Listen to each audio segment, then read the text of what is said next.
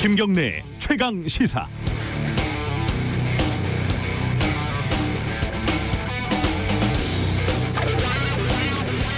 강 건너 불구경이라는 말이 있죠. 대구에서 신천지를 중심으로 코로나가 폭발을 해도, 또 고로 콜센터에서 터져도, 이태원 클럽에서 발생을 해도 심각한 문제지만 실제적인 공포를 느끼지는 못했습니다. 적어도 저는 말이죠. 그런데 이태원을 다녀온 학원 강사가 제가 사는 곳 바로 옆에 아파트에서 과외를 하면서 학생과 학부모에게 코로나를 전파하고, 제가 일하는 곳 근처 회사 직원이 감염이 돼서 직장 동료 중에 상당수가 식당 동선이 겹치는 바람에 검사를 받는 일이 벌어지니까 이건 감이 완전히 달라지더군요. 내 가족, 내 직장, 내 학교, 이런 밀접한 연결고리에서 확진자가 한 명이라도 나오면 모든 일상이 한순간에 멈춰버릴 것이라는 공포가 있는 거죠. 예정대로 다음 주 수요일 고3부터 개학에 들어간다고 합니다. 물론 여러 가지 거리두기 방안을 실시하겠다고는 하죠. 그런데 고3 입시 이거 말고는 개학을 지금 해야 할 당위를 찾기는 아직 어려운 것 같습니다. 이태원발 감염 확산과 관련해서 3차, 4차 감염이 확인되고 있고 중대 국면을 맞이하고 있다고 방역당국이 밝히고 있지 않습니까? 그 방역 전문가 이재갑 교수가 며칠 전에 최강시사 인터뷰에서 밝혔듯이 개학을 할 수 있는 과학적인 기준을 만들고 현재 지금 상황이 그 기준에 맞는지 확인하는 절차가 필요한데 그런 절차가 보이지가 않습니다. 솔직히 두렵습니다. 학교에서 감염이 확산될 경우 어떤 일이 벌어질지요. 아직 며칠 시간이 있습니다. 신중하게 판단하기를 시민의 한 사람, 학부모의 한 사람으로서 부탁을 드립니다. 5월 15일 김경래 최강시사 시작합니다.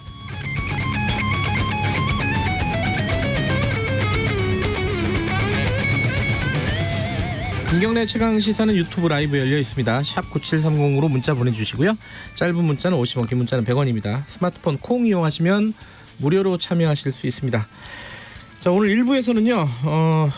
한명숙 전 총리 뇌물 사건이 10년 전 사건인데 거기 핵심 증인이 쓴 굉장히 긴 비망록이 공개가 됐습니다. 어제 이 비망록을 직접 입수해서 보도한 뉴스타파 시민보 기자와 함께 한명숙 뇌물 사건의 실체, 단면을 좀 살펴보겠습니다. 2부에서는요.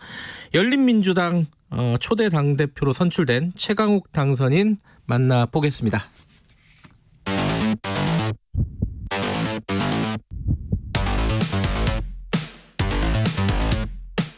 오늘 아침 가장 뜨거운 뉴스 언박싱. 네, 오늘 아침 가장 뜨거운 뉴스 언박싱 고발 뉴스 민동기 기자 나와 있습니다. 안녕하세요. 안녕하십니까. 지금 코로나19 관련해가지고 개학을 더 미루는 건 없다. 지금 교육부에서 그렇게 밝혔죠? 당초 예정대로 오는 20일부터 고3을 시작으로 등교 수업을 순차적으로 추진을 하기로 했는데요. 네. 근데 우려는 좀 커지고 있습니다. 네. 왜냐하면 이태원 클럽 등 확진자가 발생한 지역을 방문한 원어민 교사하고 교직원이요. 네. 920명을 지금 넘는 것으로 나오고 있거든요. 네. 그러니까 직접 클럽을 방문한 교사와 교직원이 41명이고 비슷한 기간에 이태원 지역을 방문한 원어민 교사와 교직원이 880명입니다. 물론 현재까지 양성 판정을 받은 사람은 없지만 좀 등교 수업을 연기해야 한다. 이런 우려가 나오고 있습니다. 지금 감염자 중에 학생들이 좀 있죠. 그렇습니다. 그렇죠? 예. 많은 숫자는 아니지만 있다는 게 지금 중요한 거고. 그렇습니다. 예. 지금 이제 교육부가 등교를 다음 주부터 하면서 어떻게 하겠다 이런 방침들을 조금 내놓은 게 있어요. 그러니까 학년별 격주제, 격일제 수업을 하고요. 네.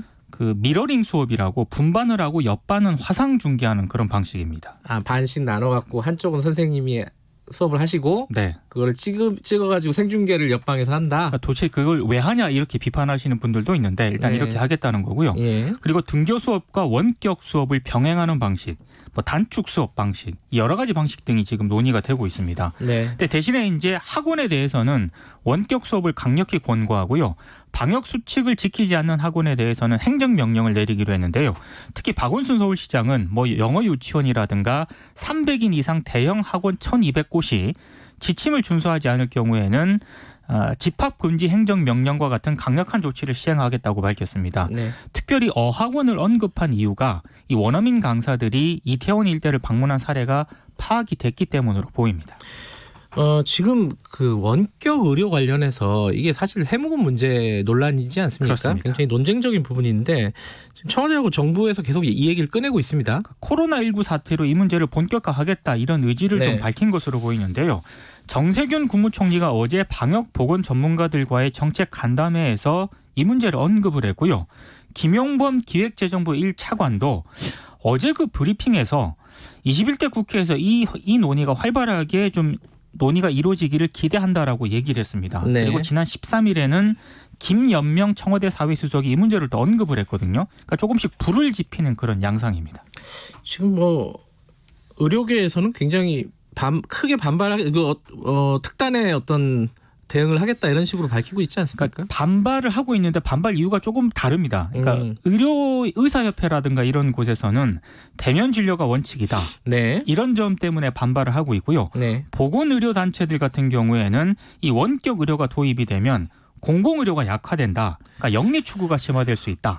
생각은 다른데 반대는 하는 거죠. 반대하는 지금? 건 예. 뭐 똑같은데 이유는 다릅니다. 예. 이게 사실은 산업적인 측면도 있어갖고 이런 관련된 산업계에서는 반기고 있을 거예요, 분명히. 그렇습니다. 지금 이게 다시 도입되기 시작한 거는 당연히 코로나19 때문이겠죠. 그 지난 2월 정부가요. 네. 한시적으로 만성 질환자 등에 한해서 비대면 진료를 허용을 했거든요. 지금 하고 있는 거죠. 그렇습니다. 한시적으로. 한시적으로 하고 있기 때문에 이참에 이제 본격화하자 이런 네. 의지인 것 같습니다. 네. 그러니까 원격 의료 도입을 찬성하는 쪽에서는요. 그러니까 의료기관이라든가 서비스가 부족한 지역에 있는 환자들 있지 않습니까? 네. 굳이 서울에 오지 않더라도 충분히 치료와 처방을 받을 수 있다. 이런 장점을 강조를 하고 있는데 반대하는 쪽에서는 의료 분야에서 영리 추구 경향이 지금보다 더 심해질 수 있다. 네. 의료 불균형을 좀 우려를 하고 있습니다. 어찌됐든 의사협회는 정부가 원격 의료를 강행을 하면 강경 투쟁에 나서겠다는 방침입니다. 이거 굉장히 논쟁적인 부분이기 때문에 그렇습니다. 이건 나중에 한번 좀 자세히 좀 다뤄야 될 것 같습니다. 미래통합당하고 미래한국당 합당을 하니 많이 말들이 많았었는데 정리가 됐죠? 합당을 선언을 했습니다. 예. 합당을 하게 되면 이제 103석을 확보하게 되는데요. 네. 향후 각 당에서 2명씩 참여하는 합당 수임 기구를 만들어서 합당 절차를 시작을 하는데 네. 구체적인 시점은 언급을 하지 않았지만 21대 국회가 개원하는 6월 전에 합당 절차가 마무리가 될 것으로 보입니다. 네. 브리핑 여기까지 듣죠.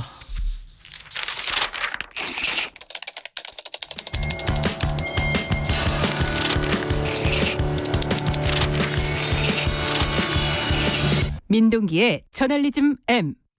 네, 한 주간의 뉴스 중에 좀 들여다봐야 될 뉴스를 골라서 얘기해보는 시간입니다. 저널리즘 M. 오늘은 어떤 주제로 좀 얘기를 해볼까요?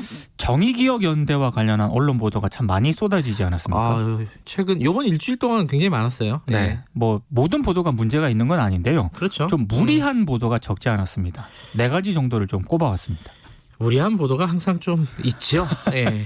자, 4가지면은 하나씩 좀 따져보겠습니다. 첫 번째는 뭐죠? 외국 보도인데요. 외국 중앙일보가 보도. 예. 지난 13일자 온라인에 조국 사태 금태섭처럼 박용진, 정의연 조기 축구해만 못해 이런 제목의 기사를 싣습니다. 박용진 의원이 정의연한테 이 조기 축구에도 못한 단체다 이런 식으로 얘기했다는 거네요. 기사를 보면. 그러니까 이게 CBS에 출연해서 한 얘기인데요. 네. 근데 방송을 좀 제목만 보면은 중앙일보 기사 제목만 보면은 조기 축구에만도 못하다 정의기억연대가 이런 식으로 읽혀지지 않습니까?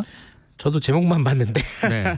근데 이 박용진 의원이 그렇게 얘기를 안 했습니다. 그래요? 그러니까 요즘 국민의 눈높이가 높아져가지고 네. 회계 불투명성을 용납하지 않는다. 네. 기업, 시민단체, 심지어 동네 조기 축구에도 다 검증을 받는다. 네. 이 논란이 길어지면 정의기억연대가 지금까지 운동한 그 정당성 있지 않습니까? 네. 이게 훼손될 가능성이 많으니까 조금 억울하겠지만 이 문제는 털고 가는 게 낫다. 네. 이런 취지의 발언을 했습니다.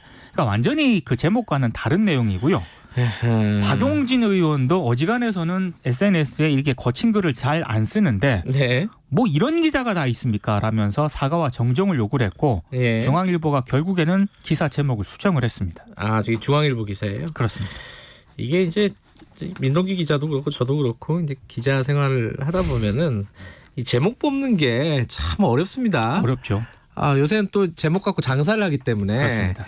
가급적이면 또 자극적으로 뽑으려고 많이들 해요. 그러다 네. 보면은 기사 내용에는 그 내용이 없는 경우들이 있어요. 제목은 있고. 그래서 예. 요즘은 또 제목만 보시는 분들도 많거든요. 그렇죠. 이게 바쁘니까요. 그래서 오해하고 잘못 알고 계신 분들도 많습니다. 맞아요. 이게 제목을 신중하게 뽑는 어떤 그런 관행이 좀 언론사에 좀 있었으면 좋겠습니다. 낚시 제목 뭐 이런 것들은 좀 지양을 해야 되는데 참 어렵습니다. 지금 시장의 환경에서 언론 네. 환경에서.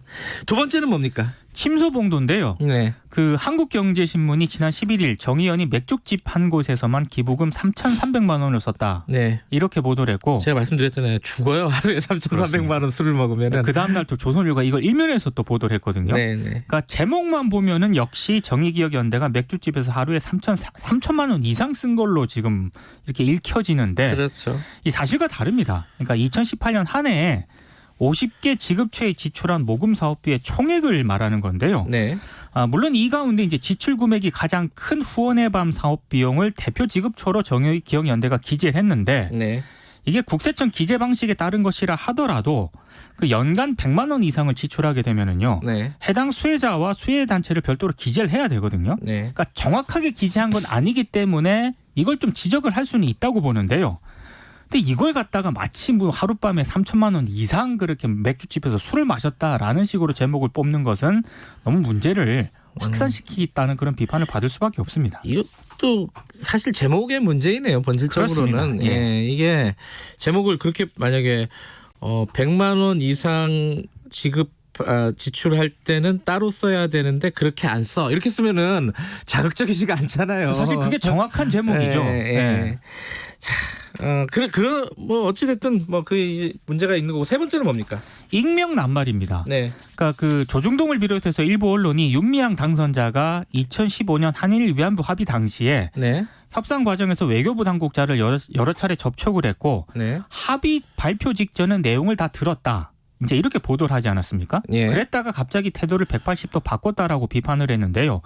이때 등장한 그 익명의 취재원들이 대부분 전직 외교부 당국자, 당시 협상 과정에 정통한 복수의 소식통 이런 익명의 취재원들입니다. 네. 근데 지금 이런 익명의 취재원들이 주장하고 있는 이런 내용에 대해서 윤미향 당선자는 사실이 아니다라고 전면 반박을 하고 있거든요. 네. 이 자체도 논란거리인데 여기에 이제 언론에 등장한 익명의 그 전직 외교부 당국자들이 거의 대부분 박근혜 정부 때 한일 위안부 합의에 책임이 있는 당사자들이거든요. 이 당사자들의 일방적인 주장을 팩트 체크 없이 그대로 보도하는 게 과연 온당한 보도 태도냐 이제 이런 비판이 있는데 이건 한번 고민을 해볼 대목인 것 같습니다.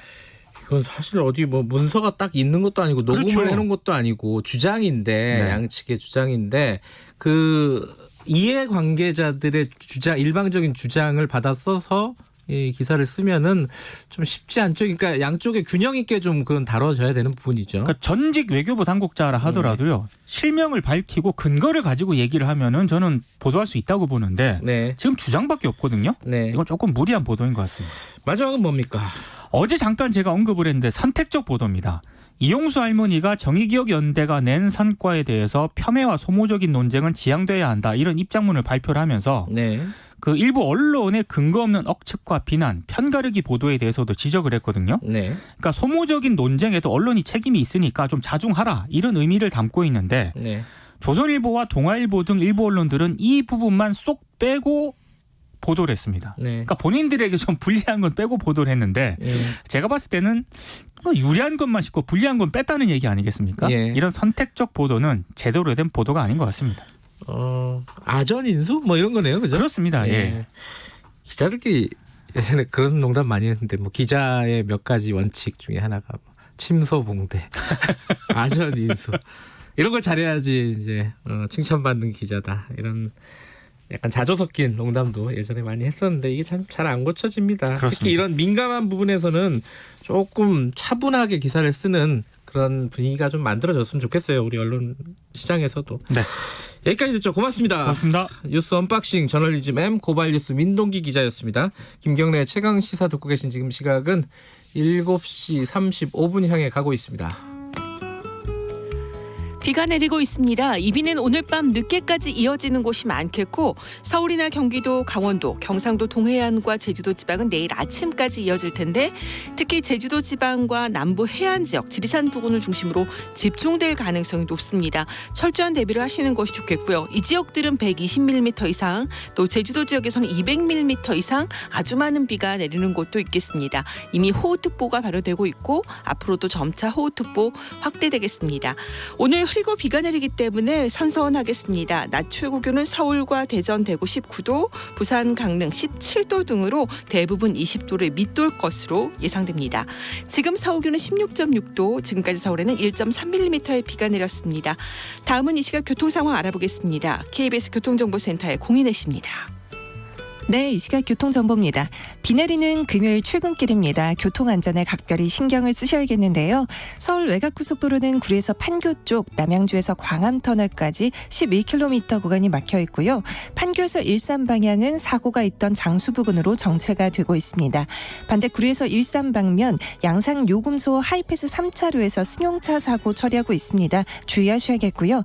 일산에서 판교 쪽은 서운 분기점에서 송내까지, 또 청계 요금소 부근으로도 정체입니다. 경부고속도로 서울 방향 수원 부근에서 2km, 금토 분기점부터 반포까지는 12km 구간 지나시기 어렵습니다. KBS 교통정보센터였습니다. 최강 시사.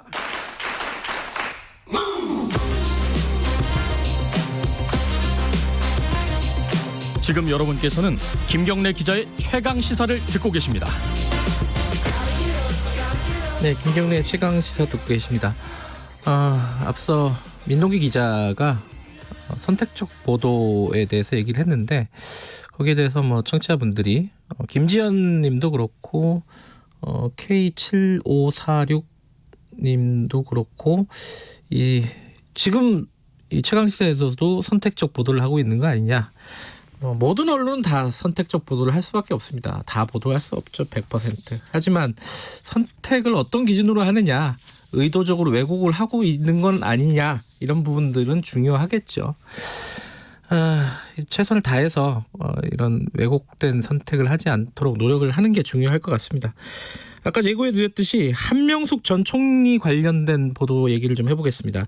이게 10년 전 사건입니다. 한명숙 전 총리가 불법 정치자금을 받은 혐의로 그때 한 9억 정도 받은 혐의였죠.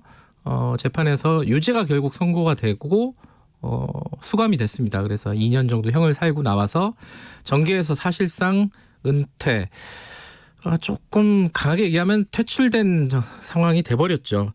근데 그 과정에서 돈을 줬다고 하는 핵심 증인이 있습니다. 핵심 증인이 한만호 씨라는 사업가였는데 그분이 옥중에서 썼다고 하는 비망록이라는 게 있습니다. 굉장히 많은 분량인데 거기에 이제 자기가 왜 돈을 줬다고 얘기를 했는지, 그리고 법정에서 나중에 이게 진술을 바꿨거든요.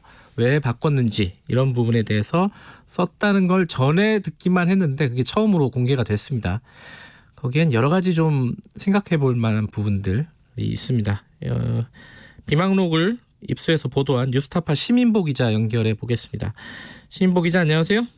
네, 안녕하세요. 네, 이게 좀 오래된 사건이기도 하고 좀 긴 사건이기도 합니다. 그래서 한명숙 뇌물 사건이 뭔지 좀 간단하게, 좀 최대한 간단하게 설명을 먼저 좀 듣고 시작을 해보죠.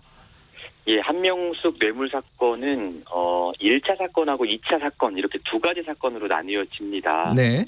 1차 사건은 뭐냐면 그 대한통운의 전 사장이었던 곽영욱 씨라는 사람이 네. 한명숙 총리에게 총리 공관에서 5만 달러를 전달했다, 이런 혐의로 검찰이 기소를 한 사건인데요. 네. 당시 이제 현장 검증이나 이런 거에서 이게 앞뒤가 안 맞아가지고 네. 결국은 뇌물을 의자가 받은 거 아니냐, 뭐 이런 조롱을 사기도 했던. 그게 되게 유명한 사건이죠. 말이었죠 당시에. 예. 예. 이 사건은 근데 1심, 2심 그리고 대법원까지 다 무죄가 났습니다. 네. 이 사건 1심 선고를 한 열흘 정도 앞두고 검찰이 새로운 혐의를 수사해서 예. 또 이제 언론에 발표를 하게 되는데, 예. 이게 바로 2차 사건이고요. 예. 이 사건의 내용은 한신건영이라는 조그만 이제 건설 회사의 대표였던 한만호 씨라는 사람이 네. 한명숙 총리한테 총 3차례에 걸쳐서 3억 원씩 9억 원을 전달했다. 네. 이런 혐의를 갖고 기소를 한 겁니다. 예. 예. 그 1차 사건, 1차는 다 이제 무죄가 났다는 거고요. 곽영욱 사건은. 그렇습니다. 자, 예. 이른바 한만호 사건. 한만호라는 사업가가 한 전 총리에게 돈을 줬다는 이건 기소가 돼서 나중에 어떻게 됐나요, 이거는? 이 사건은 예. 1심에서는 무죄가 났어요. 예. 왜냐하면 이 한만호라는 뇌물 공여자가 네. 1심에 법정에 나가서 네. 검찰에서 진술한 것과는 달리 나는 돈을 안 줬다. 검찰에서 거짓말한 거다라고 진술을 뒤집었기 때문에 이게 가장 결정적으로 작용을 해서 1심에 무죄가 났는데요. 예. 2심에서 이게 유죄로 뒤집혔고요. 네. 그리고 대법원에서도 한 총리 측의 상고가 기각이 돼서 2심 판결, 그러니까 유죄 판결이 확정이 됐습니다. 네. 최종적으로 징역 2년에 추징금 8억 8천만 원 이런 판결이 확정이 됐죠. 근데 이제 그 아까 한만호 씨라는 돈을 줬다는 사람은 실제로 재판정에 와서는 난 안 줬다라고 다시 주장을 번복하지 않았습니까? 그렇습니다. 예. 네. 근데 이 한만호 씨라는 사람은 이제 어떤 사람인데 이런 일들이 벌어진 거죠? 원래 이제 경기도 고양시 쪽에서 네. 뭐 아버지는 화훼 산업에 종사하셨던 굉장히 땅 부잣집 아들이에요. 네. 아버지의 재력을 바탕으로 건설사를 운영했었고 네. 그 건설사를 뭐 잘 운영하다가 좀 큰 프로젝트에 손을 댑니다. 화정역 근처에 건물을 하나 올렸는데 네. 당시 이제 부동산 경기가 나빠지면서 이게 사기 분양이 돼버린 거예요. 결과적으로. 네. 그래서 그 건으로 이제 구속이 되어 있던 상태죠. 네. 그러니까 이제 한명숙 사건과 엮이기 전까지는 그냥 뭐 흔한 어떤 뭐랄까 건설 사업하다가 잘 망해서 예. 구속된 그 사업에 뭐 그런 실패한 사업가였다. 케이스였죠. 예. 일단은. 그렇습니다. 예. 그런데 네. 예, 계속 이어가 보시죠. 예. 그래서요. 이제 이 사람이 본인 사건, 그러니까 본인이 이제 사기 분양으로 구속됐던 사건이 대법원 판결까지 다 나고 네. 판결이 안 나고 이제 대법원에서 상고를 안 해서 예. 어쨌든 확정이 돼서 예.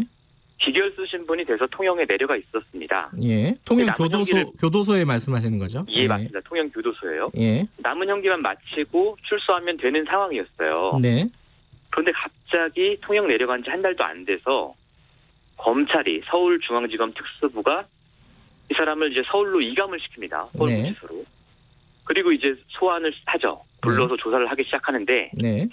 이 조사를 하는 과정에서 처음에는 이제 아는 정치인 있냐 뭐 이런 식으로 하다가 결국은 한명숙 총리랑 당신이랑 관계가 있지 않냐. 네. 실제로 관계가 있었어요. 왜냐하면 이 한만호 씨 소유 건물에 한명숙 씨의 사무실, 지역구 사무실이 있었거든요. 네. 이런 관계를 가지고 이제 한만호 씨를 추궁해서 네. 결국 아까 말씀드린 것처럼 3번에 걸쳐서 3억씩 9억을 전달했다 이런 자백을 받아낸 거죠. 근데 자백을 받아냈는데 나중에 법정에서 진술을 번복했다 이런 말씀이신 거죠? 그렇습니다. 예. 그러면 입수했다고 하는 비망록은 언제 쓴 거죠? 그러니까 비망록이 전체 1200페이지 정도 되는데요. 네. 일부 내용은 본인이 진술 번복 이후에 예. 재판을 받는 중에 증인으로 예. 계속 재판에 나가면서 기록한 내용이고요. 네. 일부 내용은 진술 번복 이전에 네. 그러니까 아직은 검찰에 협조를 하던 당시에 네. 썼던 뭐 편지 초안이라든가 본인의 메모 뭐 이런 것들을 두 가지로 나눠져 있습니다. 어쨌든 감옥에서 쓴 거라는 거죠. 그죠? 그렇습니다. 예. 근데 그게 왜 지금까지 공개가 안 됐었던 겁니까? 약간 사연이 있는데요. 예. 재판을 하면서 보니까 검찰이 보니까 예. 이 한만호라는 사람이 자꾸 이제 뭔가 메모를 보고 예. 진술을 하는 거예요. 예. 검찰이 저게 뭐지 싶어가지고 이 한만호를 이제 위증죄로 수사를 했거든요. 네. 그 메모들을 압수수색을 합니다. 감방을 압수수색을 해서 뺏어가요. 네. 뺏어간 다음에 검찰에서는 본인들이 먼저 이걸 다 분석해보고 그 중에서 의미 있는 것만 제출하겠다 이렇게 주장을 했습니다. 법정에 제출을 의미 있는 것만 예, 골라서 예. 하겠다. 예. 그건 당시 재판장이 그건 공평하지 않다. 네. 압수한 모든 것을 제출해라. 이렇게 돼가지고 이게 제출이 되었는데 네. 그동안은 뭐 언론이나 뭐 이 사건을 취재했던 기자들이 그런 비망록이 있다라는 정도만 알고 있었는데 네. 이번에 죄송합니다. 저희 뉴스타파가 취재를 다시 시작하면서 네. 이 비망록을 한번 찾아보자. 네. 라고 여기저기 뒤지다가 네. 찾아낸 거죠. 예. 예, 간단하게 얘기하면 이제 한명숙 전 총리가 뇌물로 유죄를 받고 형을 살았는데 그때 증인이 썼던 비망록이 지금까지는 숨겨져 있었다가 결국 찾아서 보도를 했다. 자, 그러면은 그렇습니다. 그 네. 내용 중에 어떤 부분이 중요한 내용인 거죠? 비망록 내용 중에? 일단은요. 네. 그 한만호 씨가 검찰에 나가서 처음 조사를 받을 때 네. 처음 조사를 받은 날 아는 정치인 이름 대라라고 얘기하니까 네. 한명숙 전 총리가 아니고 네. 다른 정치인에게 돈을 줬다라고 본인이 진술했다는 거예요. 이 비망록에 따르면. 네. 그게 누구죠? 그게 누군지는 저희가 말씀드리기가 어려운데요. 네. 뭐 이름까지 적혀는 있는데 네. 이게 어느 정도 사실 확인을 저희가 해봐야 이름을 말씀드릴 수 있는 거잖아요. 예. 근데 지금은 뭐 한만호 씨도 돌아가시고 해서 네. 이 이름은 뭐 영원히 못 밝힐 것 같은데 네. 어쨌든 한만호 씨는 첫날 한명숙이 아니라 다른 이제 당시 여당입니다. 한나라당 네. 정치인에게 돈을 줬다고 진술을 했는데 네. 검찰이 이걸 묵살하고 계속 한명숙 총리 것만 물어보더라. 라는 내용이 이번에 비망록에서 처음으로 이제 드러난 사실이 하나 있고요. 예. 두 번째로는 한만호 씨의 이제 출정 기록을 보면 네. 검찰에 한 73번 정도 출정을 하거든요. 네. 근데 검찰이 이제 출정을 해서 조사를 하면 진술 조서라는 걸 만들잖아요. 그렇죠. 근데 진술 조서는 5개밖에 없어요. 그중에 5일치밖에 없는 거예요. 네. 그럼 나머지 68번은 가서 뭐 했을까? 검찰 조사실 가서 뭐 했을까? 네. 여기에 대한 의문이 당연히 들 수밖에 없는데 네. 이번에 나온 비망록을 보면 그동안은 이제 계속 검찰에 불려가서 진술 연습을 했다는 거예요. 예를 들어서 앞으로 법정에 가게 되면 한명숙의 변호인 측이 이런 걸 물어볼 텐데 네. 거기에 대해서 어떻게 답할 거냐? 이렇게 연습을 하고 시뮬레이션도 해보고 또 검찰에서 본인이 작성한 진술조서를 검찰이 내주면서 네. 사실 이것도 불법이죠. 수사기록 네. 반출이기 때문에 네. 이거 아주 공부를 해와라. 그래서 검찰청에 가서 시험 보고 네. 시험 봐서 잘 보면 이제 아무래도 죄수니까 맨날 네. 이제 그 감옥에서 제공하는 음식만 먹을 거 아니겠습니까? 네. 그럼 말하자면 사식도 좀 사주고 못하면 좀 이제 뭐라 하고 뭐 이런 과정에서 한만호 씨가 굉장한 모멸감을 느꼈다. 네. 뭐 이런 얘기들이 적혀 있고요. 그런데 그 한만호 씨는 예. 왜 이제 한만호 씨의 주장에 따르면은 검찰에서 거짓말을 하고 법정에서 진실을 얘기했다는 거 아니에요, 그죠? 그렇습니다. 예. 검찰에서는 왜 거짓말을 했다는 거죠? 당시에 이제 한만호 씨가 네. 사업하다가 됐다고 했잖아요. 예. 그런데 이제 장부나 이런 걸 보면 한 9억 정도가 비어 있었던 거예요. 예. 이 9억 정도 비어 있는 걸 만약에 검찰 뜻대로 진술하지 않을 경우에 네. 다른 혐의로 기소가 될 수 있잖아요. 거기에 대한 공포가 일단 하나 있었고요. 예. 두 번째로는 이 비망록에 따르면 네. 검찰이 도와주겠다라고 했다는 겁니다. 한 총리가 유죄만 나오면 네. 가석방도 내보내주고 출소에서도 사업을 하고 재기를 하는데 네. 다른 건으로 기소되지 않게 해주고 또 한만호 당신이 고발한 사건은 우리가 열심히 수사에 있어서 당신의 억울함을 풀어주겠다. 이런 식으로 말하자면 대가를 약속했다. 네. 그래서 내가 눈을 꼭 감고 그런 진술을 했다라고 비망록에 써있죠. 예. 그러면 그걸 일관되게 또 거짓말을 본인에 따르면은 거짓말을 하면 예. 되는데 왜 또 진술을 번복해서 법정에서는 다른 얘기를 했던 거죠? 당시에 이제 한명숙 총리가 서울시장으로 출마를 하는 상황이었어요. 네. 그러니까 한만호 씨가 검찰에 다니면서 협조를 하기 시작한 게 2010년 4월이고요. 예. 서울시장 선거가 2010년 6월에 있었기 때문에 당시 한명숙 총리가 이제 야당의 후보로 되어 있던 상황이었죠. 예. 한만호 씨가 검찰에 나가서 처음 조사를 받을 때 이런 질문을 했다고 해요. 네. 혹시 이게 지방선거 때문에 이러는 거 아니냐? 검찰이 아니다. 한만호 씨가 그렇다면 지금은 조사만 하고 내용 파악만 하고 네. 발표는 선거 끝난 뒤에 해라. 네. 검찰이 알겠다고 해서 진술 협조를 시작을 했다는 거예요. 네. 근데 막상 진술을 하니까 바로 뭐 사실 한 일주일 만에 동아일보에 첫 보도가 나가고 네. 그 뒤로 한만호 씨가 진술을 하는 게 계속 언론에 보도가 됩니다. 네. 선거 직전인데 한만호 씨가 그걸 보면서 굉장히 이제 괴로워한 거죠. 자신의 네. 진술이 그것도 이제 자기 말에 따르면 허위 진술이 예. 언론에 계속 보도되면서 서울시장 선거에 영향을 미쳤고 또 한만호 씨의 비방록에 따르면 검찰도 계속해서 서울시장 선거 지지율을 점검하면서 네. 차이가 많이 나니까 굉장히 흐뭇해했다. 뭐 이런 대목이 나오거든요. 예. 이걸 보고 이제 한만호 씨가 진술 번복을 결심하게 됐다. 그리고 또 본인 사건도 예.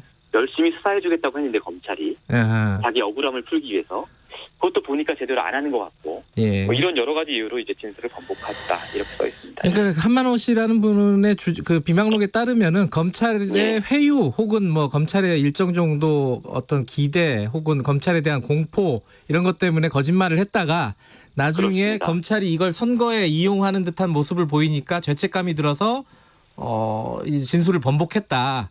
이게 예. 이제 한만호 씨의 주장인데 이게 사실은 이게 일방의 주장이잖아요. 한만호 씨의. 그렇습니다. 예. 이게 어떻게 봐야 되나요, 이거를? 일단은 예. 저희가 이제 이번에 한명숙 사건을 수사하면서 네. 수사가 아니라 취재를 하면서 네네네. 이 비방록이 끝이 아닙니다. 네. 그래서 저희가 요 한만호 씨의 비방록에 적혀 있는 게 과연 네. 맞는 얘기인지 예. 뭐 다른 증인들이나 네. 다른 추가적인 정황들이 없는지 저희가 취재를 더 했고요. 예. 이 부분까지 보도가 되면 예. 청취자 여러분들이 좀 더 판단을 잘 하실 수가 있을 거라고 예. 생각이 그건 들고요. 무엇보다도 그리고 네. 한만호 씨가 당시에 법정에 나와서 진술을 번복할 때 예. 진술을 번복할 동기가 없었어요. 왜냐하면 자기는 가만히 있으면 네. 출소해서 네. 한 석 달 뒤에 출소하기로 돼 있었거든요. 네. 검찰이 약속한 대로 사업 재개 전념하면 되는 그런 상황이었어요. 네. 그렇기 때문에 이제 정황으로 봤을 때는 진실일 가능성이 꽤 높다. 그렇게 보고 알겠습니다. 있습니다. 후속 예. 보도를 보면은 조금 더 명확해질 것 같고요. 예. 마지막으로 뭐 인상적인 꼭 이런 대목 비방록에서 인상적인 대목 얘기해 주실 만한 게 있나요? 저희가 제목으로 뽑기도 한 내용인데요. 네. 예. 검찰의 진술 협조를 시작하고 나서부터는 네. 한만호는 없어지고 예. 완전히 검찰의 강아지가 되어서 음. 옳고 그름에 대한 감각이 마비되었다. 잘했다고 칭찬해주면 흐뭇해했다 본인이. 네. 그런 부분들이 참 어떻게 보면 이 겁박해서 이제 예. 죄수 안에 갇혀 있는 죄수를 겁박해서 진술을 만들어내는 검찰의 어떤 무서운 힘을 보여주는 예. 게 아닌가 뭐 이런 생각이 들었습니다. 알겠습니다. 여기까지 듣죠. 고맙습니다. 예, 고맙습니다. 뉴스타파 시민보 기자였고요. 김경래 최강시사 1부는 이쯤에서 정리해야 될 것 같습니다. 잠시 후 2부에서는 초대 미래한국당 초대 죄송합니다. 뭐죠? 자, 예, 열린민주당 죄송합니다. 열린민주당 초대 당대표로 선출이 된 최강욱 당선인 만나보겠습니다. 지금 전국에 비가 많이 내리고 있다고 합니다. 제주도 산지에 호우경보 발효 중이라고 하고요. 안전에 유의하시기 바라겠습니다. 잠시 후 8시에 2부에서 뵙겠습니다. 5월은 종합소득세와 개인지방소득세 신고 납부의 달입니다. 이제 개인지방소득세도 국세청 홈택스로 한 번에 신고하세요. 모든 납세자는 6월 1일까지 신고하시고 납부는 8월 31일까지 하시면 됩니다. 대구와 경북, 경산, 정도, 봉화의 특별재난지역은 6월 30일까지 신고기한이 1개월 연장되었습니다. 올해부터 모두 채용 신고 대상자는 가까운 자치단체 합동신고센터나 세무서에서 도움을 받으실 수 있습니다. 행정안전부와 국세청은 납세자 여러분의 세금 신고에 불편함이 없도록 최선을 다하겠습니다. 한평생 가족을 위해 살아온 김필수 아버님의 삶의 경륜을 흔들림 없이 꿈을 향해 나아가는 27 박찬수 씨의 뚝심을, 소외된 이들을 돌아볼 줄 아는 주부 지소영 씨의 따뜻한 마음을 대한민국 법정으로 초대합니다. 만 20세 이상 국민이라면 누구나 국민이 직접 배심원으로 참여하는 국민참여재판. 재판 참관부터 피고인 유무죄 논의까지 국민과 함께하는 투명하고 민주적인 국민참여재판. 여러분의 관심과 적극적인 참여가 더 공정한 대한민국을 만듭니다. 이 캠페인은 법무부가 함께합니다. 안녕하세요. 개그맨 이승윤입니다. 제가 퀴즈를 하나 내볼게요. 제가 자연인에게 땅을 팔았습니다. 그런데 아플싸 이 땅이 오염돼 있는 겁니다. 이때 오염된 땅을 정화하는 책임은 누구에게 있을까요? 정답은 정화 책임이 자연인에게 돌아갈 수도 있다는 사실 알고 계셨나요? 토양 환경 평가를 하지 않았다면 말이죠. 토양 환경 평가는 부동산 거래 시 토양의 오염 여부를 측정해서 토양 오염에 따른 경제적, 법적 피해를 막아주는 제도입니다. 이제 부동산을 거래하기 전엔 토양 환경 평가 제도를 꼭 기억하세요. 이 캠페인은 환경부와 한국환경공단이 함께합니다. 말 같은 말.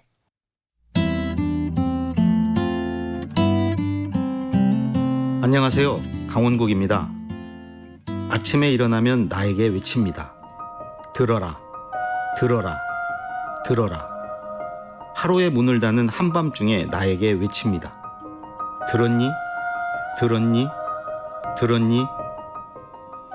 이혜인 수녀의 듣기라는 시의 일부분인데요. 그 누구의 말이라도 잘 들어줄 것 같은 이혜인 수녀님도 듣는 게 힘드신가 봅니다. 김대중 대통령도 시계에 경청이라고 쓰고 다니셨다 하니 누구에게나 경청은 쉽지 않은 일인 것 같은데요. 듣는 게 왜 그렇게 어려울까요? 무엇보다 나를 내려놓아야 해서 그런 것 아닐까요? 나를 내려놓은 그 자리에 상대를 올려놓아야 하니까요. 나에 대한 절제와 상대를 향한 존중, 여기에 더해 배려와 공감이라는 섬세함까지 필요합니다. 그래서인가요?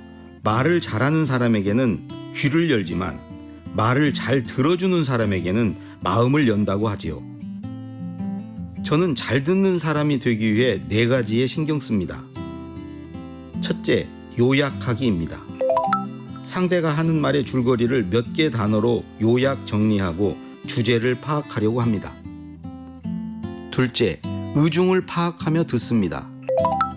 표정을 보면서 진짜 하고 싶은 얘기가 뭔지 헤아립니다. 그러다 잘 모르겠으면 묻기도 합니다. 셋째, 맞장구 치며 듣습니다.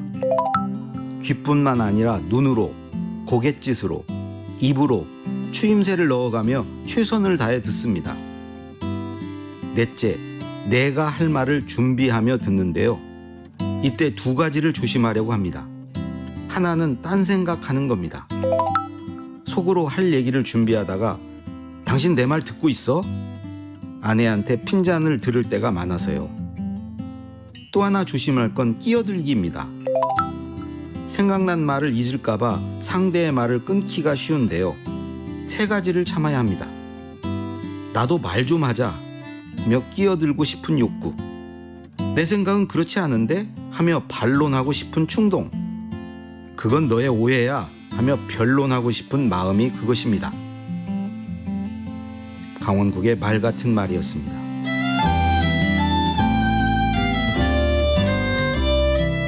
흘려듣기 말고 새겨듣기. 내가 입이 아닌 귀를 열 때 상대는 마음을 엽니다.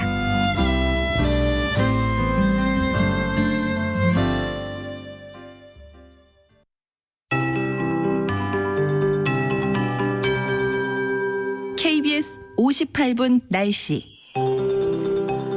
오늘 전국적인 비 예보가 있습니다. 남쪽으로 내려갈수록 더 많이, 더 세차게 비가 내리겠습니다. 이미 호우특보도 내려져 있는 상황입니다. 전라남도 남해안 지역과 제주도 산간 지역, 제주도 남부 지역인데 이 제주도 산간 지역의 호우주의보가 8시 30분에 기해서 호우경보로 확대될 것으로 보이고요. 그 밖에 전라남도와 경상남도 일부 지역으로도 호우특보가 확대될 가능성이 있습니다. 강풍도 동반된다는 점 염두에 두시는 것이 좋겠습니다. 예상 강우량이 남쪽 지역 30에서 많게는 제주도 100mm 내다보고 있고 이 가운데 전라남도 해안 지역과 경상남도 남해안, 지리산 북부에서는 120mm 이상, 제주도 남부와 산간 지역은 무려 200mm가 넘는 아주 많은 비 예상됩니다. 그 밖에 중부지방과 전라북도, 경상북도 지역은 10에서 50mm가량의 비가 내리겠고요. 오늘 밤 늦게 차츰차츰 비는 그쳐가겠지만 서울이나 경기도, 강원도, 경상도 동해안과 제주도 지방은 내일 아침까지 비가 이어지겠습니다. 그리고 다음 주 월요일과 화요일 다시 한번 전국적인 비 예보가 있습니다. 오늘 낮 최고 기온은 서울 19도를 비롯해 전국은 16도에서 21도의 분포로 비교적 20도를 밑도는 선선한 날씨가 예상됩니다. 지금 서울 기온은 16.1도, 지금까지 서울에는 1.9mm의 비가 내렸습니다. 윤지수입니다.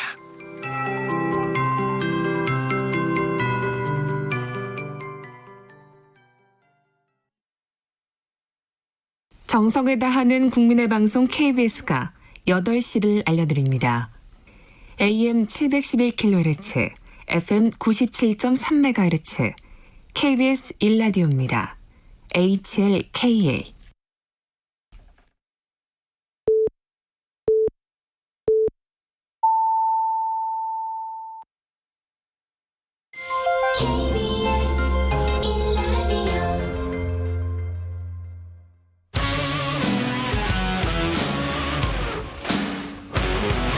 탐사보도 전문 기자 김경래 최강 시사. 김경래 최강 시사 2부 시작하겠습니다. 아까 제가 1부에서 2부 예고를 하면서 당을 잘못 말씀드려서 죄송합니다. 자, 최강욱 열린민주당 당 대표님 연결해 보겠습니다. 자, 압도적인 지지율 99.6% 지지율로 당선이 됐습니다. 세석이죠. 세석 소수정당으로 이게 쉽지만은 않겠습니다. 앞으로 길이 앞으로 어떤 일을 해 나갈지 이런 얘기도. 그리고 문재인 대통령이 전화한 부분이 굉장히 기사가 많이 됐더라고요. 원래 전화를 당대표들한테 한다는 얘기도 있고, 뭐 굳이 또 밝혀야 되냐 이런 것들을 상세하게 이런 얘기도 있고요. 직접 물어보죠. 최강욱 열린민주당 당대표님 연결되어 있습니다. 안녕하세요. 예, 안녕하세요. 예, 99.6%는 조금, 와, 이거는 뭐 거의 100%잖아요. 왜 이런 숫자가 나왔다고 보십니까? 뭐 단독이 부보했으니까 그런 거고. 반대하시는 분이 당원들께서 그만큼 저희 당의 미래에 대해서 네. 많이들 힘을 합치고 계시는 뜻이라고 좀 받아주십시오. 네. 예. 문재인 대통령이 축하 전화를 하셨죠? 네네. 이게 그 언론들이 보도를 많이 했더라고요. 전화 한 통화 한 거 가지고. 그러게 말입니다. 왜 그렇게들 많이 하시는지 저도 좀 신기했어요. 심지어 그 와중에 제가 전화해달라고 부탁해서 걸었다고 오버하신 분들도 있고. 그건 아니에요. 지금 문화일보에서 그렇게 얘기했죠. 최 대표께서 먼저 전화를 요청해서 전화를 했다. 뭐 이렇게. 그건 아니에요? 문화일보 사장님이 한번 시도를 해보면 바로 알 것 같은데 전화해달라고 한번 해보시죠. 그 전화 오나. 아니다. 근데 왜 이 얘기가 나온 거죠? 여권 관계자들이라는데 이게 누군지도 잘 모르겠고 일단 익명이니까 그죠? 자, 일단 뭐 여당 쪽에서는 김두관 의원 같은 경우에 적절한 통화였다. 지금 시점에 일단 긍정적인 평가는 그렇습니다. 이게 이제 통합을 얘기하는 것 같아요. 염두에 두고 김두관 의원 같은 경우는 그런 신호로 받아들이십니까? 최 대표께서도? 모르겠습니다. 김두관 의원님은 그렇게 평가하고 계신다는 걸 저는 방금 지금 처음 들었는데요. 그래요? 네. 원래 통합을 얘기하셨잖아요, 항상. 예. 김두관 의원님. 예. 그러셨나요? 예. 그러니까 뭐 통합이야 국민 여러분들께서도 저게 다 통합되겠지 뭐 이렇게 생각하시는 분들이 대부분 아니겠어요. 예. 네. 대통령 말씀이야. 당장 이제 저희가 새로 당이 출범하고 당원들이 지금 처음 당대표를 뽑았는데 네. 그 뽑힌 사람한테 바로 통합을 염두에 두고 전화하시는 건 좀 약간 모순이지 않겠습니까? 그리고 무슨 옛날처럼 대통령이 여당의 총재도 아닌데 그거를 뭐 앞장서서 제기하실 일은 없었던 것 같고요. 한번 제가 말씀드린 적도 있는데 그러니까 다른 방송에서 설명드린 적도 있는데 하여튼 그거는 좀 너무 나간 해석인 것 같고 일단은 뭐 제가 당대표 된 거에 대해서 축하하시는 전화, 일반적으로 하는 전화, 그거였던 것 같습니다.